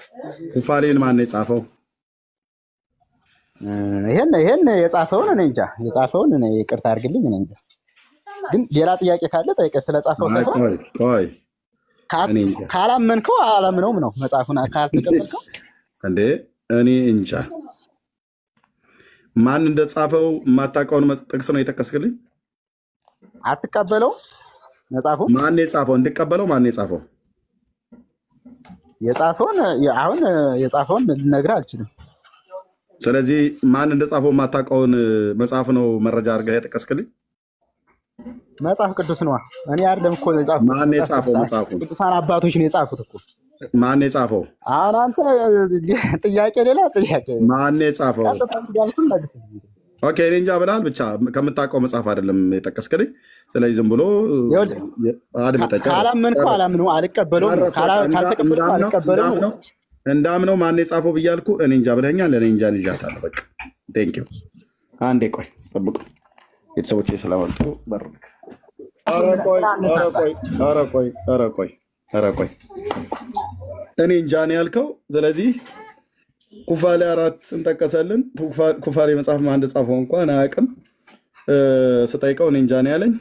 ስለዚህ ከመጽሐፍ እኔ እንጃ ነው የጠቀሰልን። በእኔ እንጃ ትተነዋል ማለት ነው። እሺ ከመጽሐፍ እኔ እንጃ አዳምና ሔዋን በ40 ቀናቸው ተጠመቁ የሚል ቃል አለ አለ እና ተመለስ ምናልከኝ ከመጽሐፍ እኔ እንጃ አዳምና ሔዋን በ40 ቀን ተጠመቁ የሚል ቃል በ40 እና በ80 ቀን ተጠመቁ የሚል አወራው እነሱ የገቡበት ምሳሌ በማድረግ ነው። ወዳጄ የጠየቁን ጥያቄ መልስልኝ። ኦኬ ተጠመቁ ብሎ የሚል ቃል አለ ወይ ነው ያልኩ እንጂ አለ ተጠመቁ የሚል የለም። ግን እኔም ተጠመቁ አላልኩም። እነሱ ምሳሌ በማድረግ በ40 ቀን እንጠመቃለን ብዬ ነገር አድመጣ የተጠመቁ የሚል ቃል የለም። ስለዚህ የኔ ጥያቄ በ40 ቀን የተጠመቁበትን መረጃ አስጠኝ ብዬ ነበር ያልኩት። እሱ ወደ ገነት ገቡ ነው ብሎ የሚለው፣ እኔ ግን የጠየቁት ተጠመቁ ብሎ የሚል ነው። ስለዚህ ጥያቄውና ተጠመቁ አላልኩም። ያን ምሳሌ በማድረግ ነው ብዬ ነገር አላልኩም። ወንድሜ አላልካልኩ። አንተ ለምን እንደምትቸኩለው? ካልሆነ ታች አወርዳለሁ። እሺ አትቸኩል። እሺ እኔ አላልኩም።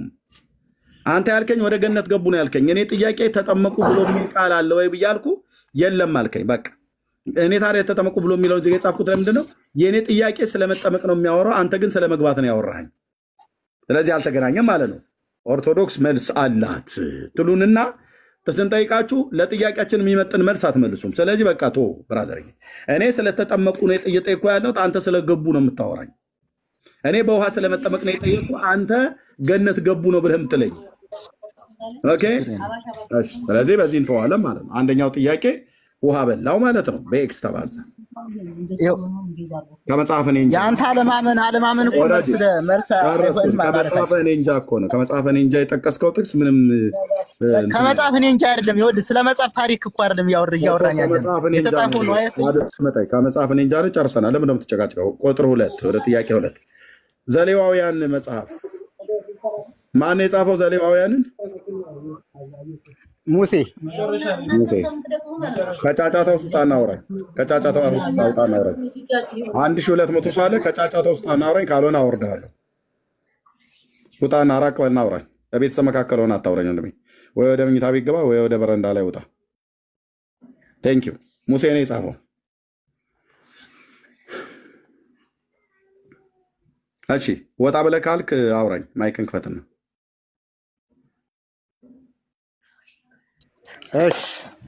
እሺ በዚህ ክፍል ላይ ዘሌዋውያን መጽሐፍ ምዕራፍ 12 ላይ ሴት ስታረግዝ ነው አይደል? ወንድ ልጅ በምታረግዝ ሰዓት ላይ ወንዱ ልጅ በ8ኛው ቀን ይገረዝ ይላል። ልክ ነው ይላል።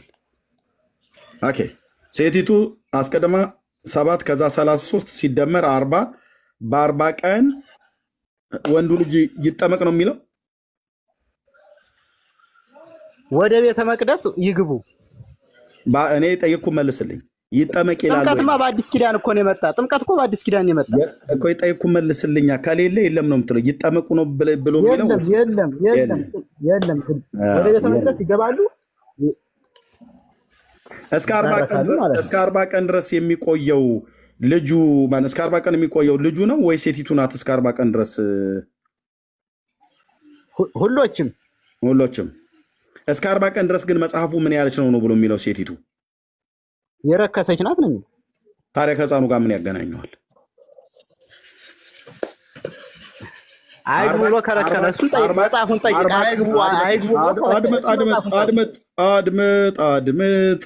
አድምጥ ብራዘር አድምጥ። 40 ቀኑ ከሴቲቱ ጋር እንጂ የተገናኘው ከወንዱ ጋር ምን አገናኘው? ወንዱ በ8ኛው ቀን ነው የሚገናኘው። ሕፃኑ ወንድ ስለሆነ ማለት ነው። ሕፃኑ ከ8ኛው ቀን ጋር ብቻ ነው የሚገናኘው፣ ስለ ግርዘት ማለት ነው። 40 ቀኑን ከሕፃኑ ጋር እንዴት አገናኘው? በ40 ቀኑ ሴቲቱ ነች ከ40 ቀኑ ጋር የተገናኘችው። በ40 ቀኗ ምን ያለች ናት ይላል? ድገማት እስኪ ይህችን ቃል። የረከሰች ናት። ድገመው አንዴ፣ አልሰማሁም። መጽሐፍ እኮ ነው የሚል። ምን አታነበውም? እንዲያወጣ እኮ ድገመው። የረከሰች ናት። የረከሰች ናት። የረከሰችዋ ሴትዮ በ40 ቀን የረከሰች ነች ብሎ ያለው ሴለቲቱ እንጂ ስለ እናንተ 40 ቀን ህፃን ልጅ አይደለም። እሺ፣ ስለዚህ ይሄም ህፃኑን ነው ያልኩህ። ህፃኑን ነው አልኩህ ወይ? ምሳሌ ነው የሰጠው እኮ። አድምጠኝ። ምሳሌው አልተገናኘማ። ምሳሌ ዝም ብሎ ምሳሌ እኮ እንደው ዝም ብሎ ያገኘውን ሰውየው ጭቃ ያዛ አሉ እና አንተ ስላልገባ እኮ አይደለም ማለት አችልም። አንተ ያለም ስላልገባ ሚዩት አድርግ። የኦርቶዶክስ ተረት እንደዚህ ነው ድምጥ ማጡ የሚጠፋው ማለት ነው፣ የሚፈርሰው። ሚዩት አድርግልኝ ወንድምዬ። ኦኬ፣ ልብ በሉ። በ40 ቀን ወንድ ልጅ እናጠምቃለን፣ በ80 ቀን ሴት ልጅ ደግሞ ትጠመቃለች ብለው የሚሉት የኦርቶዶክስ ተረት እንዲህ ነው የሚፈርሰው። በምን 40ኛዋ ቀን ብሎ የሚለው ዘሌዋውያን መጽሐፍ ምዕራፍ 12 ላይ የተጠቀሰው ቶራ ላይ ታናክ ላይ የተጠቀሰው ሴቲቱ ነች የረከሰች ነው ብሎ የሚለው ከህፃኑ ጋር 40 ቀኑ ምንም የሚያገናኘው ነገር የለም። ከህፃኑ ጋር የሚያገናኘው ቀን 8 ቀን ነው። እሱ የሚያገናኘው ይገረዝ ብሎ ስላለ ጌታዬ። ሴቲቱስ እስከ 40 ቀን ድረስ የረከሰች ነች ይላል። አሁን ኦርቶዶክሳውያን 40ውን ቀን ከሴቲቱ ነጠሉና ከህፃኑ ጋር አገናኙት የእነሱን ተረት ለማጽደቅ። ስለዚህ ውሃ በላው ማለት ነው። የእግዚአብሔር ቃል ይሄ እውነት ነው። የኦርቶዶክስ ለምን ይበሉ? እሺ ልናገር። ወደ ቁጥር 3 ልናገር። ወደ ሶስተኛው ተረት ይሄን ፈረሰ። አላህ ዝም ብለህ እንደሱ ያልከኝ ለፍ አልተመለሰም። አድመጠኝ ብራዘር፣ አድመጠኝ። ፈረሰ እኮ እዚህ ጋር ያዳመጡ ነው እየሰሙ ነው። ፈረሰ፣ ፈራረሰ። ወንድምዬ ለቅሶ አታብዛብኝ። አልፈረሰም። ይኸው አንድ ሺህ ሰው ያዳመጠ ነው። እውነት አስተምረሃል። እኔ ነኝ አሁን ጥያቄ እየጠየኩ ያለሁት እየመለስን እየተደማመጠን እንዴ። ተው እንጂ ሳልመልስልህ መጀመሪያ ሳልመልስልህ አስተምረኝ ሙሉን ስጽፍ ቆይቼ ህፃኑ ርኩስ ነው አልኩህ ወይ? ህፃኑ ርኩስ ነው አይገባም አልኩህ። አድመጠኝ፣ አድምጥ። 40ኛው ቀን ከሴቲቱ ጋር ነው የተገናኘው ወይስ ከህፃኑ ጋር ነው የተገናኘው? ከሴቲቱ ጋር ነው የተገናኘው። ህፃኑ ወይ እኮ ህፃኑ ያለ እናት ይገባል። አድመጠኝ። ህፃኑ ርኩስ ነው አልኩህ እኔ። አድመጠኝ። እኔ ህፃኑ ርኩስ ነው አላልክም። እኔ ያልኩህ እቺ 40 ቀን የእናንተ 40 ቀን 40ችሁ የሚወጣ ምሳሌ ነው እኮ ምሳሌ ነው እኮ ያልኩህ። ምሳሌም ራሱ አሳያለሁ። ምሳሌ ራሱ ስታመጣ ለወደፊት እንዴት እንድትማር እነግርሃለሁ። 40ኛው ቀን ከህፃኑ ከእናቱ ለማናቸው ነው የተጻፈው? ለእናቱ ነው አይደል? ለእናቱ ነው ምናምን የሚለው የለም። አትግባ ነው የሚል። በቃ ህፃኑ ይግባ የሚል 40 ቀን ምን ያለች ነው ብሎ የሚለው የረከሰች ናት ነው የሚል። የረከሰች ናት አለቀ። ህፃኑ አይግባ፣ ህፃኑ ይግባ ይግባል። ህፃኑን እኮ ወደ ቤተ መቅደስ ይዘው የሚሄዱት በ8ኛው ቀን። ምንድነው እያወራ ያለው? ሉቃስ ወንጌል መጽሐፍ ምዕራፍ 2 ላይ የጌታዬ እናት እንኳን ኢየሱስን በ8ኛው ቀን ወደ ቤተ መቅደስ ሊገረዝ ይዛው ሄደች ይላል። የኦርቶዶክስ ተረት ማንም ላያድነው ፈረሰ። ዘሌዋውያን 12 አድምጥ። ይኸውልህ የአባቶችህን ተረት አፈር ደቼ ነው የማስግጠው። ዘሌዋውያን የጠቀስከው ብሉይ ኪዳን የጠቀስከው አዲስ ኪዳን ብትጠቅስ ብራዘር። ስለዚህ 40ኛው ቀን የተገናኘው ከእናቱ እንጂ ከህፃኑ ጋር አይደለም። ከህፃኑ ጋር የተገናኘው ቀን 8 ቀን ናት። እሱም የመገረዙ። እሺ አንድ ነገር የምትሰማኝ ነገር ማለት ነው። እሱ ምሳሌ እንደሰጠው ማወቅ አለብህ። ምሳሌ እንደሆነ ወቀው። ሚዩት አድርግ። ስለ ምሳሌ ያልካደል ምሳሌ ላሳየ እንዴት ምሳሌን እንዴት እንደምትል ከጴንጤው ከኤርሚያስ ተማርሽ ለወደፊት ምሳሌ መክብብ በደንብ መክብብ መጽሐፍ ምዕራፍ 12 ላይ ምሳሌ ለወደፊት ስታመጣ እንደዚህ ይላል። ይኸውልህ ሚዩት አድርግ። የእግዚአብሔር ቃል በጣም ይጠቅምሃል። ልብ ብለህ ስማ ወዳጄ፣ ልብ ብለህ ስማ። የዘመናት ተረት እንደ እምቧይ ካብ ሲፈርስባችሁ የ40 ቀን ለሴቲቱ የተነገረውን የረከሰችበት ቀን ብሎ የታለ? እናንተ ህፃን ልጅ ላምጣችሁ ተለጥፋላችሁ። ህጉም ማይለውን አንዴ ኩፋሌ ትላለ፣ ማን የጻፈው ብዬ ስልህ እኔ እንጃ ትላለ። ከዛ ዘሌዋውያን 12 ብለህ ትላለ፣ ማን የጻፈው ብዬ ስልህ ምናምን ነገር ትላለ። ልብ ብለህ ስማ። ምሳሌ ነው ያልከው። አድምጥ። ምሳሌ ነው ያልከው። ምሳሌ እንደዚህ ነው። አየህ፣ ምሳሌን ስትመስል ምሳሌን ስታርግ ጌታ ኢየሱስ ክርስቶስ በምሳሌ ተናግሯል። ነቢያት በቅኔ በምሳሌ ተናግረዋል። በምሳሌ አፌን እከፍታለሁ ብሎ እንዳለ የጌታ ኢየሱስ ክርስቶስ ምሳሌ ወርቅ የሆኑ ምሳሌዎች ናቸው። ቀጥታ ታርጌት የሚያደርጉ ማለት ነው። እሺ የሙሴ አነጋገር አይደለም ማለት ነው። የሙሴ አነጋገር ሚዩት አድርግ። ያንተን የአባቶችን ተረት ነው አፈርደች የማስግጠው። ሙሴማ ታላቁ ነብይማ ምናል። ከዚህ በኋላ ማይክ እንዳትከፍት እኔ ክፈት እስክል ድረስ በየመካከል ጣልቃ እየገባ የደብተራን ትምህርት አታድነው። ምሳሌ የምትመስል ከሆነ ከዚህም በኋላ እኔም ሆንኩ አንተ ሌሎቹ የምንመስል ከሆነ ምን ይላል መክብብ 12 ቁጥር 9 ላይ ሰባኪው ጠቢብ ስለሆነ ለሕዝቡ ዕውቀትን አስተማረ፣ እርሱም ብዙ ምሳሌዎችን መረመረና ፈላለገ፣ ከዛስ አስማማ ይላል። ምሳሌ ካገኘ በኋላ አምጥቶ ልጥፍ አይደለም ያደረገው የማይገናኘውን ሁሉ። ምሳሌው የትኛው ከየትኛው ጋር ይሄዳል፣ የትኛውም ከየትኛው ጋር ብጠቅስ ለሕዝቡ ዕውቀትን ላስተምር እችላለሁ ብሎ የሚለውን ማለት ነው። እንደ ሰነፍ መራጊ እኛ ገጠር ስላደኩኝ ጭቃ ቤት ልንመርግ ስልን ጭቃና ቦካና እንደዚህ ይዞ የምንመርገው ቤቱ ላይ ነው። አሁን ወንድማችን ላይ ኦርቶዶክስ ሰባኪያን ምሳሌ ይዙላል። ምሳሌ ይዙና መክብብ ማነው ሶሪ ምንድነው ኩፋሌ 12 ኩፋሌ 12 ለማነው ኩፋሌ 4 ይሏል። ኩፋሌ 4 ምንድነው? ኩፋሌ 4 ላይ የሚለው አዳምና ሔዋን በፈጠርነው አዳምን በፈጠርነው 40 ቀን ሔዋንን በፈጠርናት በ80 ቀን ወደ ገነት አገባን። የጠያቂው የኤርሚያስ ጥያቄ ምንድነው? በ40 ቀንና በ80 ቀን ሴትና ወንድ ልጅ ህፃናት የሚጠመቁበት። እሺ መልስ ምሳሌ የሚሆነው መስጠት ይሏል። እሺ መክባነ ኩፋሌ ላይ እኔ ስለ ጥምቀት ነው የጠየቅኩት፣ እሱ ገነት ገቡ እንዴ? ስለ መጠመቅ እኮ ነው፣ ስለ ውሃ መጠመቅ ነው ያወራው ወንተዬ። አይ ገነትን ስለ መግባታቸው ነው የምነግርህ። ምንድን ነው የነገርከኝ? ምሳሌ እኮ አልተገናኘም። ስለ ውሃ መጠመቅ እየጠየቅኩ ገነት ገቡ፣ በአየር በረሩ፣ ደመና ላይ ወጡ ትለኛለህ እንዴ? እሺ አንዴ ልናገር። ሚዩት አድርግ። ምንም አትናገርም። አስተምረኛል። እኔ ብቻ ነኝ አሁን ጥያቄ የምጠይቀው። የጥያቄ ጊዜ መምህራችን ይጨርሱልን። ይሄን ሁሉ ተምሬ ገና እኮ አለ። ይሄ እዚህ ጋር 3 እና 4 አለ ገና። ከሁለተኛውም ላይ ደግሞ የሴቲቱ አለ። እሺ ሴት ልጅ በወለደች ጊዜ በ80 ቀን ብሎ የሚለው 80 ቀን ብሎ የሚለው ለሴቲቱ ነው ለእናቲቱ ነው የተነገረው ወይስ ለልጅቱ ነው? ቶ ከዚሁ ጋር አብሮ የረከሰች ነው ብሎ የሚለው አላደክምህም። ቁጥር 3 ዮሐንስ ወንጌል መጽሐፍ 3 ቁጥር 5 ሰው ዳግመኛ ከውሃና ከመንፈስ ካልተወለደ በስተቀር ወደ እግዚአብሔር መንግስት አይገባም ብሎ አለ። ይሄ ስለ ጥምቀት ነው ያወራው? አዎ ስለ ጥምቀት ነው ያወራው። በኋላ ታወራለህ፣ ከወደኖች ጋር ሰጣለሁ። ስለ ጥምቀት ነው እየተዋየንበት እንጂ እንዳላደክም ብዙ አገልጋዮች ስላሉ ሌሎችም ኦርቶዶክሳውያን ስላሉ ታወራለህ። እሺ ይሄኛውን እንመልሳለን። እንጨርሰው። ይሄን እየጨረስ ነው እንዴ? ለምን አልፈተድ ያለ ይሄን ስለ ውሃ አይደለም የምትለውን አሳየኝ። ኦኬ ይሄ ስለ ውሃ ነው። አሳየኝ። አዎ አሳየኝ። ስለ ጥምቀት አይደለም ካል እኔው ተምሬ እኔኑ ደግሞ ትጠይቀኛለህ መልሰ። እኔ እኮ ነው የምጠይቀህ። እኔ ጥሩ ተማሪ ነኝ። እኔ ነኝ ጻፍኩት እኮ ልመልስልህ። ያስተማርከኝ መምህር አንተ ነህ። እኔ ተማሪ አይጠየቅም። እኔ ነኝ የምጠይቀው። አንተዬ እንዴት ነው? አንተ አስተምረኝ። ራስህ እኮ ነው ያስተማርከኝ። ጭጭ ብለህ ስማ ብለኝ ነው እኮ ነው ብለና ልመልስልህ እኮ አድመጠኝ ወደ ብዬ። ይሄ ስለ ውሃ ነው አይደለ? ስለ ውሃ ጥምቀት ነው አይደል? አዎ። ለማን ይሄን የተናገረው ጌታ? ለኒቆዲሞስ። ኒቆዲሞስ በዚህ ቃል መሰረት ተጠመቀ።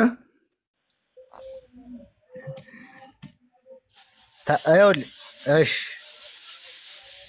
ኒቆዲሞስ በዚህ ቃል መሰረት ተጠመቀ። እሺ አስተማረው እንጂ እኮ መጠመቅ ክርስቶስ እኮ እያስተማረው ነው። የጠየቅኩ መልስ ነኝ። በዚህ ቃል መሰረት ተጠመቀ ወይ? እሺ አዳምጠኝ። እሺ ክርስቶስ አስተማረው። ካልተጠመቅ ወደዛ አትገባም ማለት ነው። ይሄን አምኖ የሚጠመቅ ሰው ነው የሚድን እኮ። ያመነ የተጠመቀ ይድናል የተባለው ለምንድን ነው? እሱ የጠየቅኩን ማትመልስልኝ። በዚህ ቃል መሰረት ተጠመቀ ወይ ኒቆዲሞስ?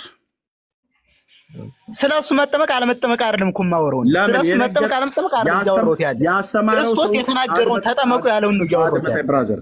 ያስተማረው ሰውዬ ካልተጠመቀ ስለ ጥምቀት አይደለም የተናገረው ማለት ነው ጌታ። ከተጠመቀ ክርስቶስ ያስተማራቸው እኮ አይሁድን ሁሉ አስተምሯቸዋል። ሁሉ ተጠምቋል።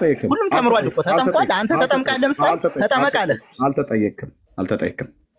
ዋይ አትበልብኝ። ወገቡ እንደተመታ ውሻ ዋይ አትበልብኝ። የጠየኩህ ልብ ብለህ ስማኝ። ኒቆዲሞስ በዚህ ቃል መሰረት ተጠመቀ ወይ? ይኸውልህ አሁንም እደግምልሃለሁ።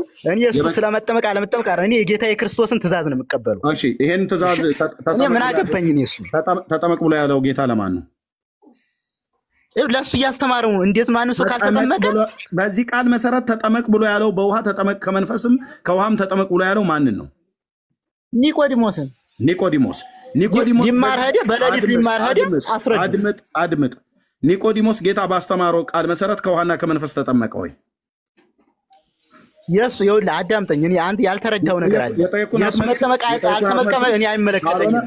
ክርስቶስ ያዘዘው ትእዛዝ አለ፣ እኔ መፈጸም ነው። ካልሆነ ሁለት ኦርቶዶክሳውያን ገስት ላይ ያሉ አሁን ታች አወርድሃለሁ ማለት ነው። የመጨረሻ ቻንስ ለምን ታወርድኛለህ? ሳልጨርስ ለምን ታወርድኛለህ? በደንብ ነው የማወርድህ። ስላልሰማኸኝ ለዚህ እኮ ነው መልስ ሲመለስ እኮ ስለምታስወጡ ነው። ኦኬ የመጨረሻ እድል ለምሰጥ አሁን ስትከፍት የጠየቁን ጥያቄ ቀጥታ መልስ። ጌታ የተናገረው ለኒቆዲሞስ ነው። ይሄን ቃል ጌታችን ኢየሱስ ክርስቶስ እንዳስተማረው ስለ ጥምቀት ነው ያስተማረው ብላችኋል። ኦኬ ስለ ጥምቀት ነው። ኦኬ አንከራከራችሁም። በኋላ ላይ ጥያቄ ይመጣል። ስለዚህ ጌታችን ኢየሱስ ክርስቶስ ስለ ጥምቀት ይሄን ቦታ ካስተማረው በዚህ ጥምቀት መሰረት ኒቆዲሞስ ከውሃና ከመንፈስ ተጠመቀ ወይ? ማይኩን ስትመልስ እዚህ ላይም ትመልስልኝ። ማይኩን ስትከፍት ከፈት ተጠመቀ? እሺ አልተጠመቀም። ግን እኔ እሱ መጠምቀ አልወጣው እኔ ያመለከተኝ ሜት አድርግ።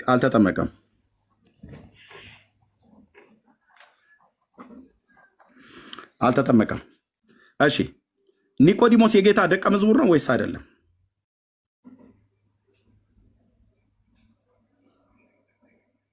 ማይክን ክፈት። ኒቆዲሞስ የጌታ ደቀ መዝሙር ነው አይደለም? የሱ ደቀ መዝሙር አይደለም። ይሄ ማለት ጌታን አያምነውም እያልከኝ ነው? ትክክል። እሱ እኮ ፈሪሳውያን የነበረው እኮ እሱ እኮ ትምህርት እየተማረ ነው። አያምነውም። ከዚህ በኋላም አላመነውም። እሺ አይሁዳዊ ነው ማለት ነው። አምኖታል ተባላማ መቃብር ሁሉ ለመቅበር በቅቷል። በቃ ታዲያ ካመነው ደቀ መዝሙሩ ነው አይደለም? ደቀ መዝሙሩ ነው አይደለም? ይኸውልህ ያመነ ሁሉ ደቀ መዝሙር ተብሎ የሚባለው ቃል ይግባ በመጀመሪያ ከ12ቱ ተርታ ነው አላልኩም? ደቀ መዝሙር ማለት ተከታይ ማለት ነው። የክርስቶስ ተከታይ ነው አይደለም? አዎ ተከታይ ነው።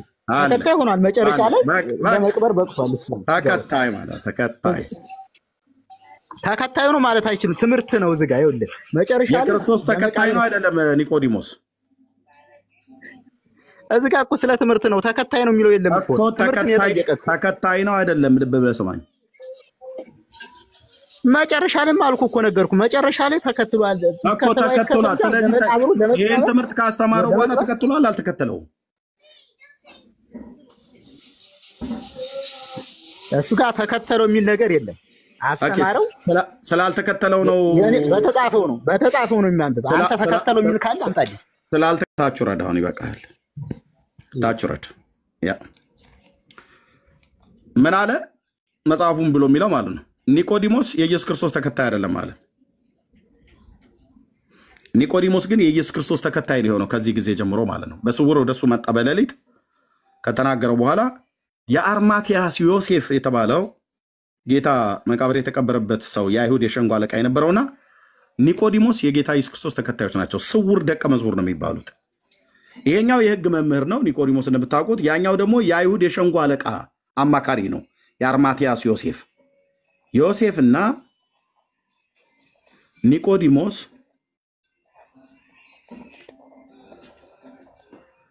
ዮሴፍና ኒቆዲሞስ ምንድን ናቸው? የጌታ ስውር ደቀ መዛሙርት ነው የሚባሉት። ስውር ያስባለው ለምንድን ነው? ከአይሁዳውያን ተሰውረው ጌታን ያምናሉ። አይሁዳውያን አባቶች ናቸው። የሸንጎ አማካሪ ነው። የአይሁድ የሸንጎ አለቃ ነው። ይሄም ደግሞ የህግ መምህር ነው። ግን ጌታን ያምኑታል። ይሄም እዚሁ ሸንጎ አለቃ ውስጥ ሆኖ ያምነዋል። ይሄም ኒቆዲሞስ ሆኖ የህግ መምህር ሆኖ በሌሊት የመጣበት ምክንያት እግዚአብሔር ከሱ ጋር ካልሆነ በስተቀር ብሎ መጥቶ ከሱ ጋር ትምህርት ከተማረ በኋላ እውነተኝነቱን ካረጋገጠ በኋላ እነዚህ ሁለቱ የጌታ ስውር ደቀ መዝሙር ነው የሚባሉት። ማለት በግልጥ አልተከተሉትም ጌታን። ሌሎቹ እንደተከተሉት እነ ጴጥሮስ እንደተከተሉት በግልጥ አልተከተሉትም። አንደኛ ትልልቅ ፖዚሽን ያላቸው ሰዎች ናቸው። የሸንጎ አማካሪ ነው። የአይሁድ የሸንጎ አለቃ ነው የአርማትያስ ዮሴፍ። ይህም የህግ መምህር ነው፣ ፈሪሳዊ ነው። ልክ እንደ ገማሌል ማለት ነው። እነ ጳውሎስ የነበሩበት ግሩፕ ውስጥ የነበረ ማለት ነው። የታናክን በደንብ የሚያውቅ ማለት ነው። ስለዚህ እነዚህ ሰዎች የጌታ ደቀ መዝሙር ስውር ደቀ መዝሙር ስለነበሩ ነው በሞትና በህይወት መካከል ላይ መጥተው ጲላጦስን ስጋውን የለመኑት። የጌታን ስጋ ከመስቀል ላይ አውርደው ገንዘው የቀበሩት እነዚህ አባቶች ናቸው። ገንዘው የቀበሩት ጌታን እነዚህ ሁለት አባቶች ናቸው ማለት ነው። ስለዚህ ይህን ክፍል ስለ ውሃ ጥምቀት ጌታችን ኢየሱስ ክርስቶስ አልተናገረም። ኒቆዲሞስም በዚህ ቃል መሰረት የውሃ ጥምቀትን አልተጠመቀም። የማቴዎስ ወንጌል መጽሐፍ ምዕራፍ 19 ቁጥር 3 ላይ ሕፃናት ወደ እኔ የመጡ ዘንድ አትከልክሏቸው ብሏል። ልክ ነው ብሏል። ይህን ማለቱ ግን እነዚህ ሕፃናት ወደሱ የመጡት የውሃ ጥምቀት ሊጠመቁ አልነበረም በወቅቱ። ምክንያቱም እነዚህ ሕፃናት እዚጋ ወደሱ የመጡት የተባሉት የአይሁዳውያን ቤተሰቦች ኢየሱስ ክርስቶስን የማይቀበሉም አንዳንዱ ወሬውን ዝናውን ለማየት የመጡ ሰዎች የእነሱ ልጆች ናቸው ወደሱ የመጡት። ስለዚህ መንግስተ ሰማያት ለእንደነሱ አይነት ናትና አለ። ኦኬ ልክ ነው። የአይሁድም ሕፃን፣ የእስላምም ሕፃን፣ የካቶሊክም የኦርቶዶክስም ሕፃናት የተባሉ በሙሉ ቢሞቱ የግድ እነንትና ውሃ ስላፈሰሱባቸው አይደለም ገነት የሚገቡት።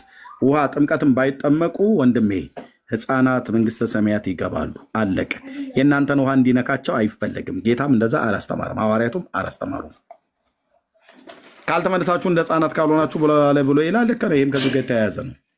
ሕፃናት ንጹሐን ስለሆኑ ማለት ነው። ኦኬ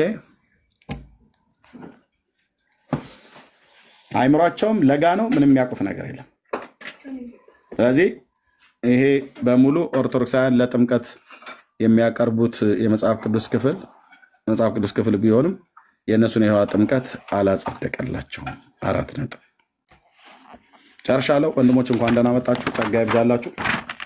ዳንኤ ቢኒያው ሰላም በሉና ሴንትና አይ ቲንክ ሺድን አሉ። ሁለት ኦርቶዶክሳውያን ናቸው። አውሯቸው ሰላም በሉ። ግን መጀመሪያ ሰላም ታቀርቡ።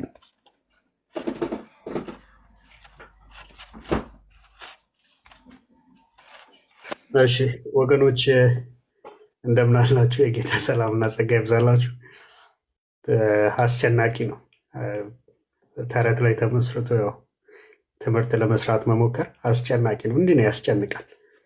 በእውነት እኔ ራሱ ለሱ እየተጨነኩለት ነበር። ምክንያቱም ምን ይል ይሆን? አሁን ምሳሌውን ሰምታችኋል። ጥሩ ጥያቄ ነው ወንድሜ የጠየቀው፣ ኤርሚ የጠየቀው ጥሩ ጥያቄ ነው። ለሴቲቱ ነው ወይንስ ለልጁ ነው? ለሴቲቱ ነው እርኩስ ትረክሳለች የተባለው እና ከወንዱ ጋር ምን አገናኘው? መገረዝ እንኳን ቢያስፈልግ በ8ኛው ቀን ነው የሚገረዘው ወንዱ። እና እንዴት ነው የምናጣምረው? ይሄንን ያው ይጨንቃል። እና አይዟችሁ ኦርቶዶክሳውያን፣ እየጨነቃችሁም ቢሆን እንደዚህ እየሰማችሁ አትሊስት እየተማራችሁ ጥሩ ነው። ኤኒዌይስ ጌታ ዘመናችሁን ይባርክ ወገኖች። ታብታብ በጣም ጥሩ እያደረጋችሁ ነው። 1.7 ሚሊዮን አስገብታችሁታል። ሼሩ 61,000። ተባረኩ። እንቀጥል። ዳንኤል ካለ ሰላም በል። ቅዱሴ ከገቡት ከአንዳቸው ጋር ደግሞ አንተ ቀጥል። አስቀድመም ስለነበርክ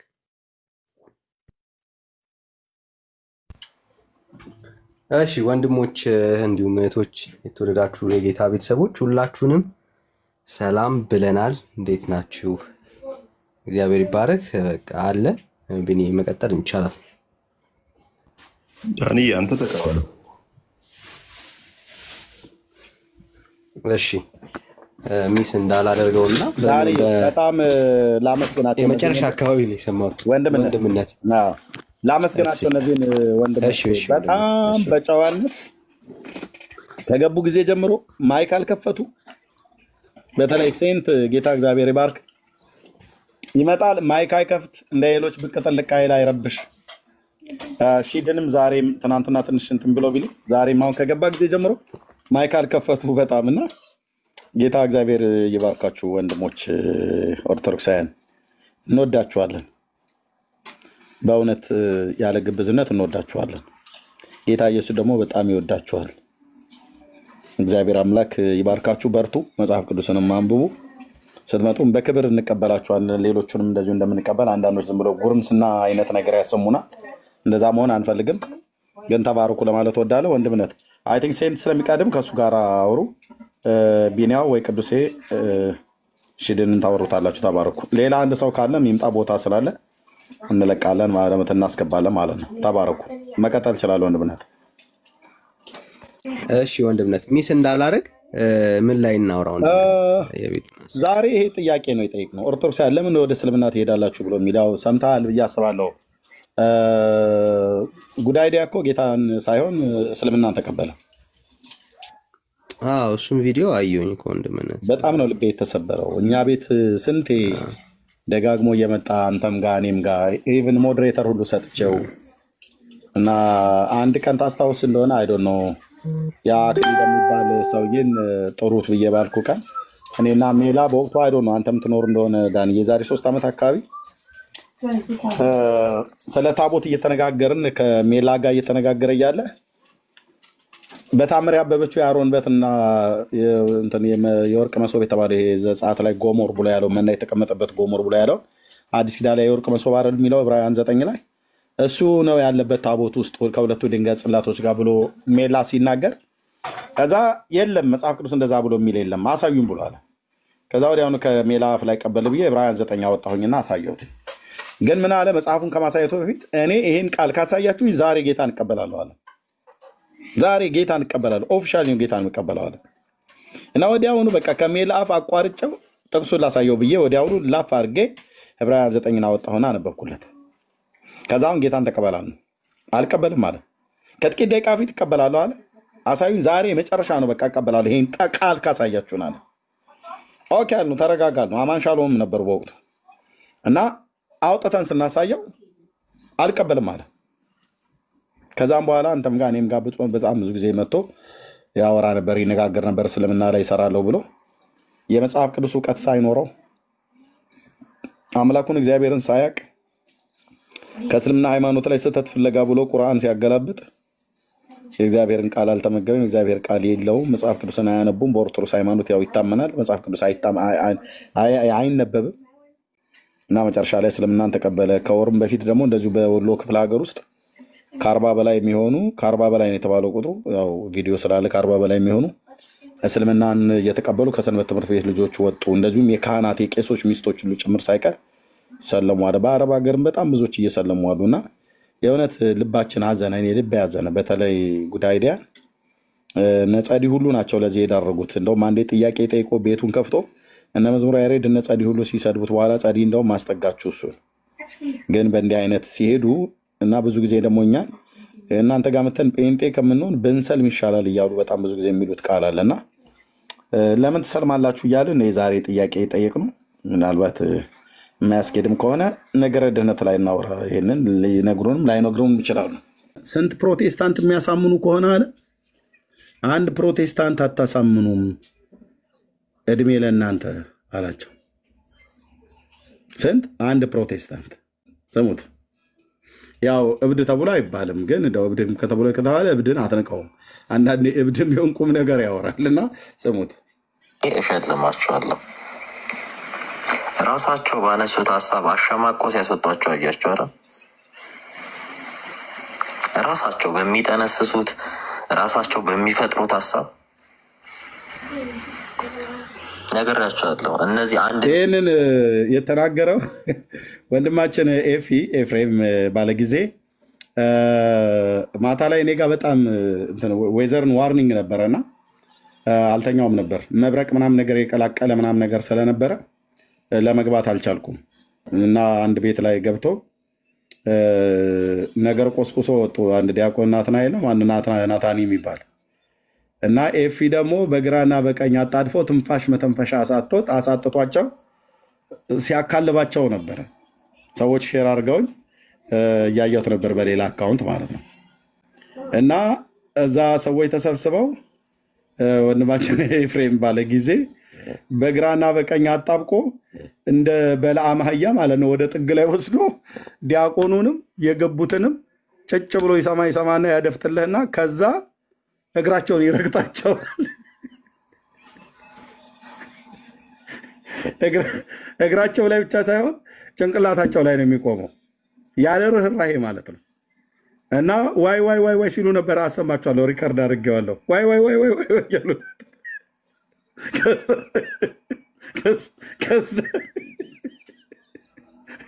አይ ኤፊ ጭጭ ይልልህና ይሰማል። በደቂቃዬ እንዳትገባ እኔም አልገባብህም ብሎ ጭጭ ብሎ ይሰማና መናገር ሲጀምር ይሄ ሰው እግርም ጭንቅላትም ነው የሚረግጠው። በእውቀት ነው ያልኩ፣ የዝም ብሎ በብልግና አይደለም። እግራቸውንም ጭንቅላታቸውንም ረገጣቸው። ሰሙ ሻሆዬ ሰምቶልሃል፣ እዛ አድፍጦ ማለት ነው። እኔ እንደሰማሁት እሱም ሰምቷል። ቆይ ውካታውን ላሳያችሁ።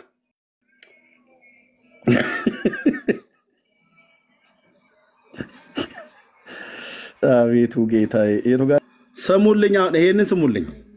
ሰሙ በዚህ ገንፍሎ ተናዶ ተቃጥሎ ነው የተናገረው። አሁን እዚህ ጋር ይልኝ ረገጣ ማለት ነው። ሚዩት አድርጌ ሰምቼው ነው። ይኸውልህ ቆስቁ ሰው ሉተር ካልቪን ምናምን ነገር እያሉ ተንቀጭቅዦ ገባ። ናትናኤል የሚባለው ይመጣል ዲያቆን ናቲ ማለት ነው። ይሄኛውም አለ መምሬ ወጣ ገባ ማለት ነው። ወጣ ገባ መምሬ ለብለብ ብየዋለሁ። እና ይሄ ነበር መጀመሪያ ጠያቄ የነበረው። ከዛ ልደት ሻም እዚህ ጋር አለ ቁጭ ብሏል። በኋላ ግን ዞሬ ሳየው ቆሎን እየቆረጠመ ነው። ቶሎ ከዚህ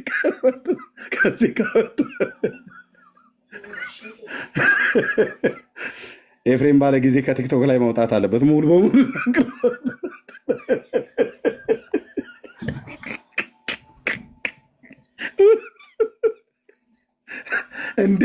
እንዴት እንደተጫወተባቸው ወንድሞቼ እናቶቼ፣ እንዴት እንደተጫወተባቸው ይቅርታ አድርጉልኝ ብቻ ሲስቅ ቀጥሎ ትሰሙታላችሁ። የቅቤ ገበያ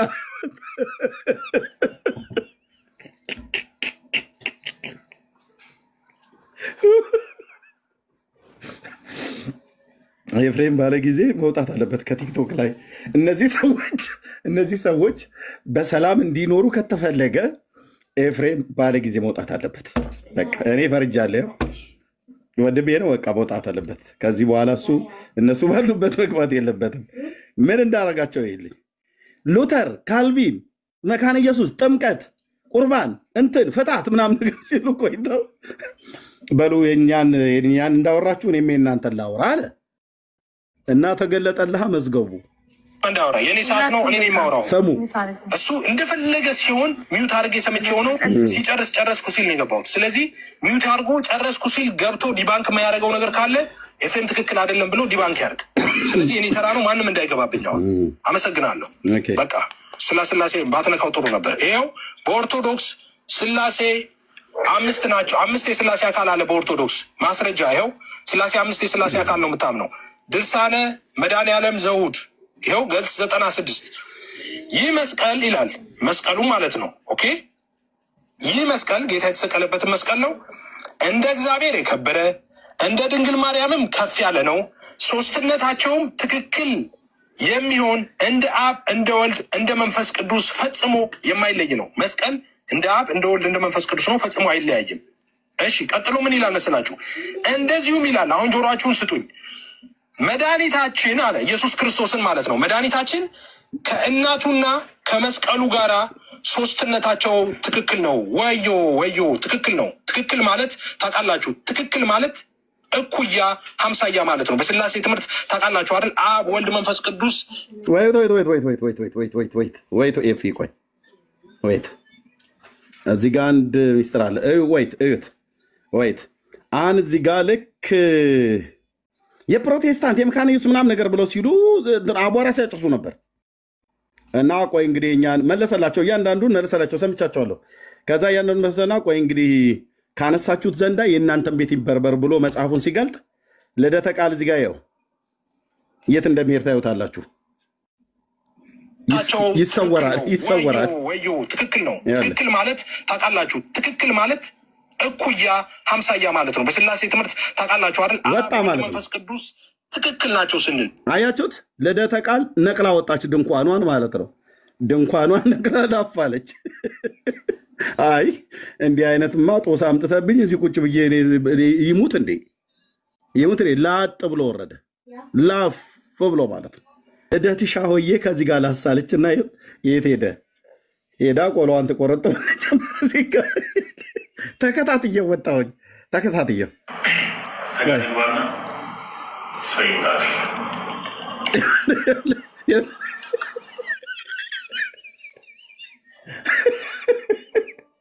አገር እዛ ሲፋጅልህ ልደትሻ መጥቶ ወዲያውኑ ቤቱን ከፈተና ቆሎን እየቆረጠመ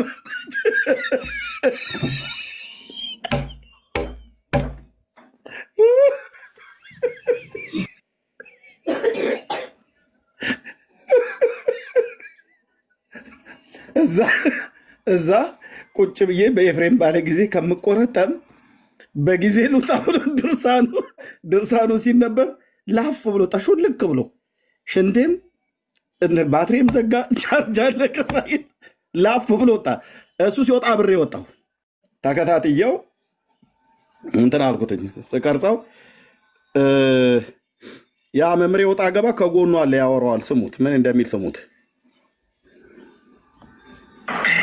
ተጋር ይግባና ሰይጣሽ አያ አንተ ጋር ይግባና ሰው ይምጣ ይለዋል።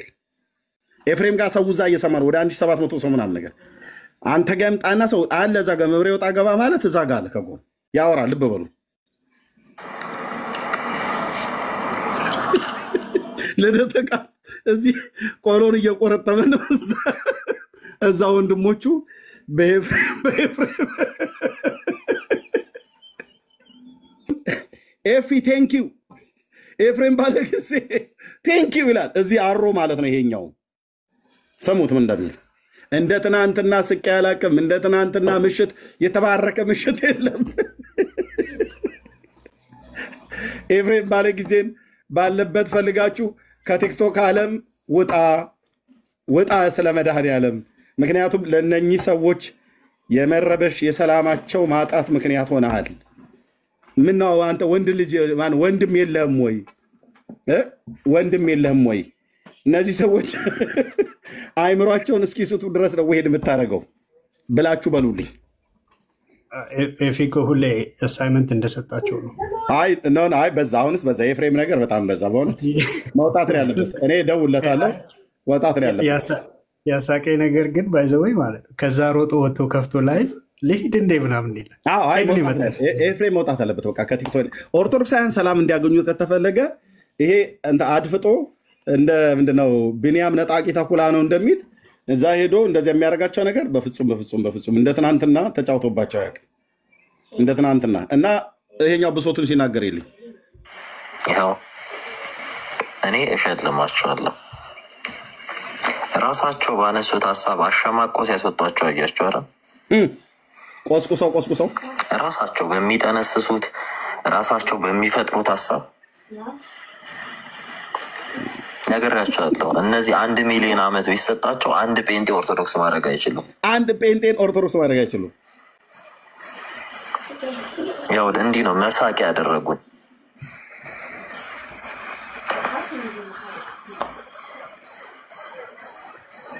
ወይ ቤተክርስቲያንን አያውቁ ወይ ትምህርቷን አያውቁ። በጣም እኮ ነው የሚገርመው። በጣም ነው የሚያስቁትላ። 1 ሚሊዮን ዓመት ቢሰጣቸው የእነሱ ስብስብ አንድ ጴንጤ ኦርቶዶክስ አያደርግም። ይኸው ልንገራችሁ፣ አንድ ጴንጤ ማለት ነው ኦርቶዶክስ አያደርጉም።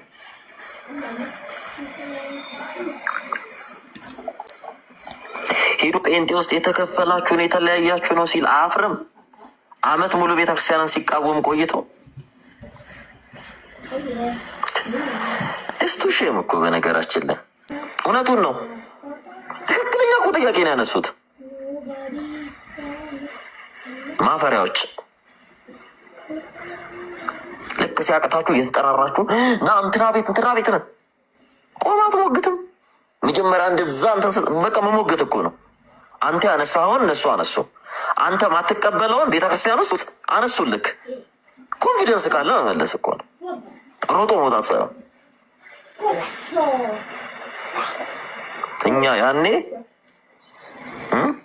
አስወጥተውን ወይ ቦልከውን ነው ከነሱ ቤት የምንወጣው። ማፈሪያዎች ውጣ ጠብ እኛ አስወጥተው ወይ ቦልከውን ነው የምንወጣው። በነገራችን ላይ አይደብራችሁም? ስንት ዓመት 2 ዓመት ሙሉ ስለ አንድ ነገር ይኸው እንትናችሁ አትቀይሩ፣ አታነቡ። ሌላ ትምህርቶቻቸው አለ እኮ ብዙ የሚነበብ ትምህርት አላቸው እኮ። ሁሌ የምታነሱት ሁሌ ሄዳችሁ እናንተ ያነሳችሁት እነሱ ከሚያምኑት በላይ ነው። እናንተ ማትቀበሉት እነሱ ከማይቀበሉት በላይ ነው። ታውቃላችሁ? ያን ትክክል እኮ ነው። ያዙ ይልቀቁኝ ስትሉ የነበረው መጀመሪያ ይሄን ቡድን ለመሰብሰብ ተሳዳቢ ቡድን ለመሰብሰብ ያዙ ይልቀቁኝ ስትሉ የነበረው በምን አይነት ቶፒክ እንደሆነ ታውቃላችሁ? በጣም በሚያስቅ ቶፒክ ቪው ተብሎ በሚነሳ ቶፒክ ክርስቶስ ሲሞት ከአዳም ጀምሮ ያለው ነፍስ ወጥቷል ወይንስ ያመኑት ብቻ ነው የወጡት? ምንም የማታውቀች ምስኪን አውሮፓ፣ አሜሪካ፣ አረብ ሀገር ያለች ጊፍት ትሰጣችኋለች። ስለምን እንደምታወሩ እንኳን ሳታውቅ ነው ጀግና ጎበዝ። ምን ስለምን እንደሚወራ አታውቁም። በጣም ጎበዝ ነበር ኤፍሬም።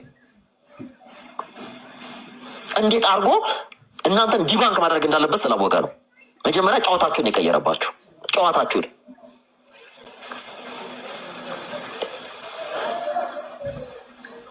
ወይ በእነሱ ሜዳ ስታክ አድርጋችሁ መጫወት አልቻላችሁ ወይ እናንተ ባነሳችሁ ድረስ ስትጠየቁ አልመለሳችሁ። መሞገት እኮ ነው። ገቡ አይደለ? ተሰብስበው እንደገባ ሲሰበስቡ አለም ትሸሻለህ። እግር ኳስ ጨዋታ እኮ አደረገው ዘግታችሁ አትጫወቱም ነበር ጓደኞቻችሁ አይደሉ?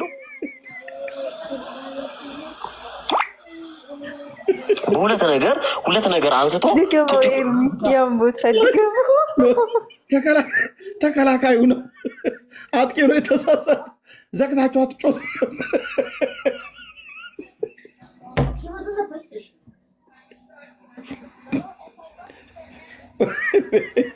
ወይኔ በላቸው ይላል ኦርቶዶክስ። እኔ ትናንትና ምርጥ ቪዲዮ ማን ሆንኩልህ አልኩ። ምሽቱን አንዴ ኤፍሬምን ቀርጸዋለሁ፣ አንዴ መምሬ ወጣ ገባን ቀርጻለሁ ከልደታ ጋር ቆሎ ሲቆረጥም፣ አንዴ ወደዚህኛው እመጣለሁ።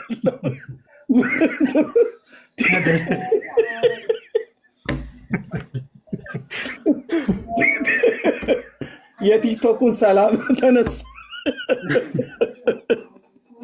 ነጮች ምን እንደሚሉ ታውቃለህ?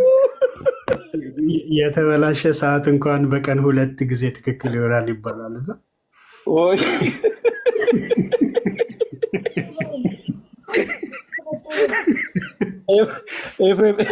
ኤፍሬምን ጥሩት፣ በእውነት በጌታ ኤፍሬምን ጥሩትና የእምነት ቃል ክደቱን ይስጥ። ከዛሬ ጀምሮ እዚሁ ጉባኤ ላይ ፈርሞ አገልግሎት ይተው፣ በቃ ይተው። ዝማሬውን ብቻ ይዘምር። ሁለተኛ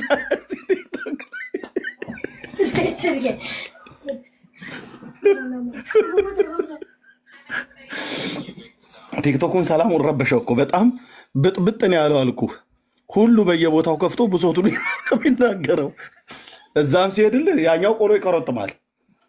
ናቲ ደግሞ እዛ ተረቅጦ ተይዟል። መምሬው ጣገባ በውስጥ ያወራልሃል፣ ይለፈልፋል። ሰሙ ደግሞ እዚህ ብሶቱን ይገልጣል። አንበሳ ኤፊ ጀግና ነው አንበሳ የእናቴ ልጅ ምናምን ነገር ብሎ ይለዋል። እና በጌታ በኢየሱስ እንደ ዛሬና እንደ ትናንትና ምሽት ስቄ አላውቅም።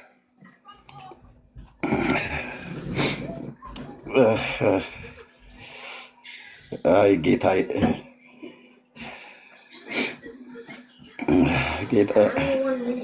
እሺ እንደዚህ አይነት ነበረ በቅሎ መስሎ እኮ ነው ደግሞ ጥሬ አቃቃሙ እንዴ የመጨረሻ ኤፍሬምን ጥሩት ወገኖች። ማነው ስልኩን የያዘ? እየደወልኩለት ነው። ዛሬ እምነት ቃል ክደቱን ሰጥቶ ቲክቶክ ላይ ማቆም አለበት። በእውነት ቲክቶክ ላይ ማቆም አለበት። እኔ እየደወልኩለት ነው። እሺ ይዘዋል? አገኘው? እየደወልኩለት ነው። እሺ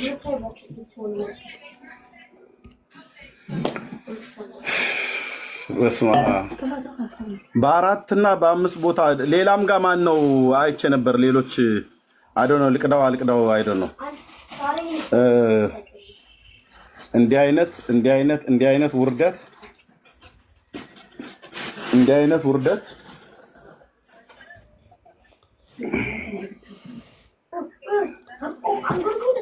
መለኮት የሚሉትን የዋልባውን ታውቀዋለህ አይደል? ኧረ ይላሉ እንዴ? ይላሉ እንደዛ? አዎ አብ 3 አካል አለው ይላሉ። 3 እንትን አለው ይላሉ። ወልድም እንደዛ፣ መንፈስ ቅዱስም እንደዛ፣ ዋልባዎች እንደዛ ናቸው። እና 9 መለኮት ብለው ነው የሚያምኑት። እና ኤፊ ደግሞ 5ቱን አመጣላቸው።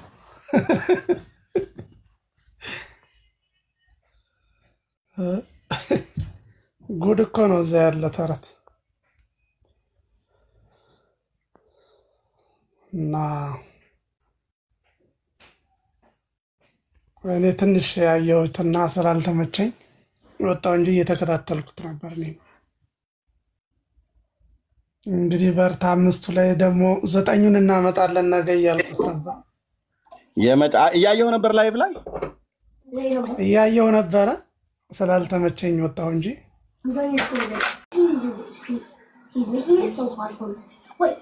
ቢልሴ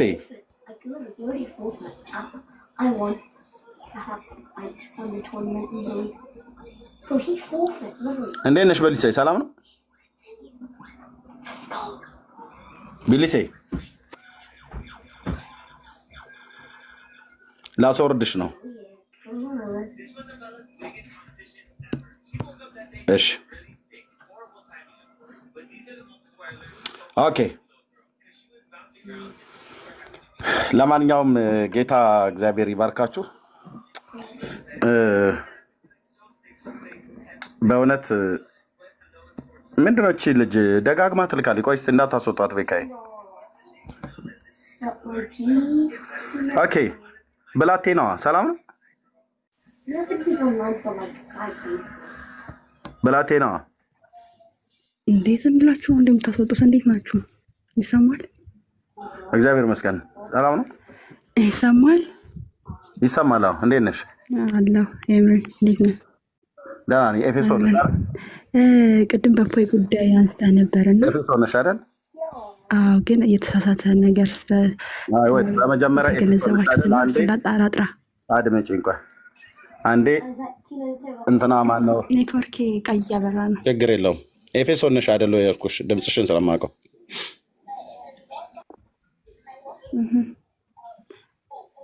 ለምን በዋናው ፔጅ አዎ ኤርሚ ልክ ነህ። ኤፌሶን ናት። በዋናው ፔጅሽ ነኝ። ህዝቡ እንዳይመጣ ነው በዚህኛው ተመጪው። በዋናው ፔጅሽ ነኝና በዋናው ፔጅሽ አስገባሻለሁ።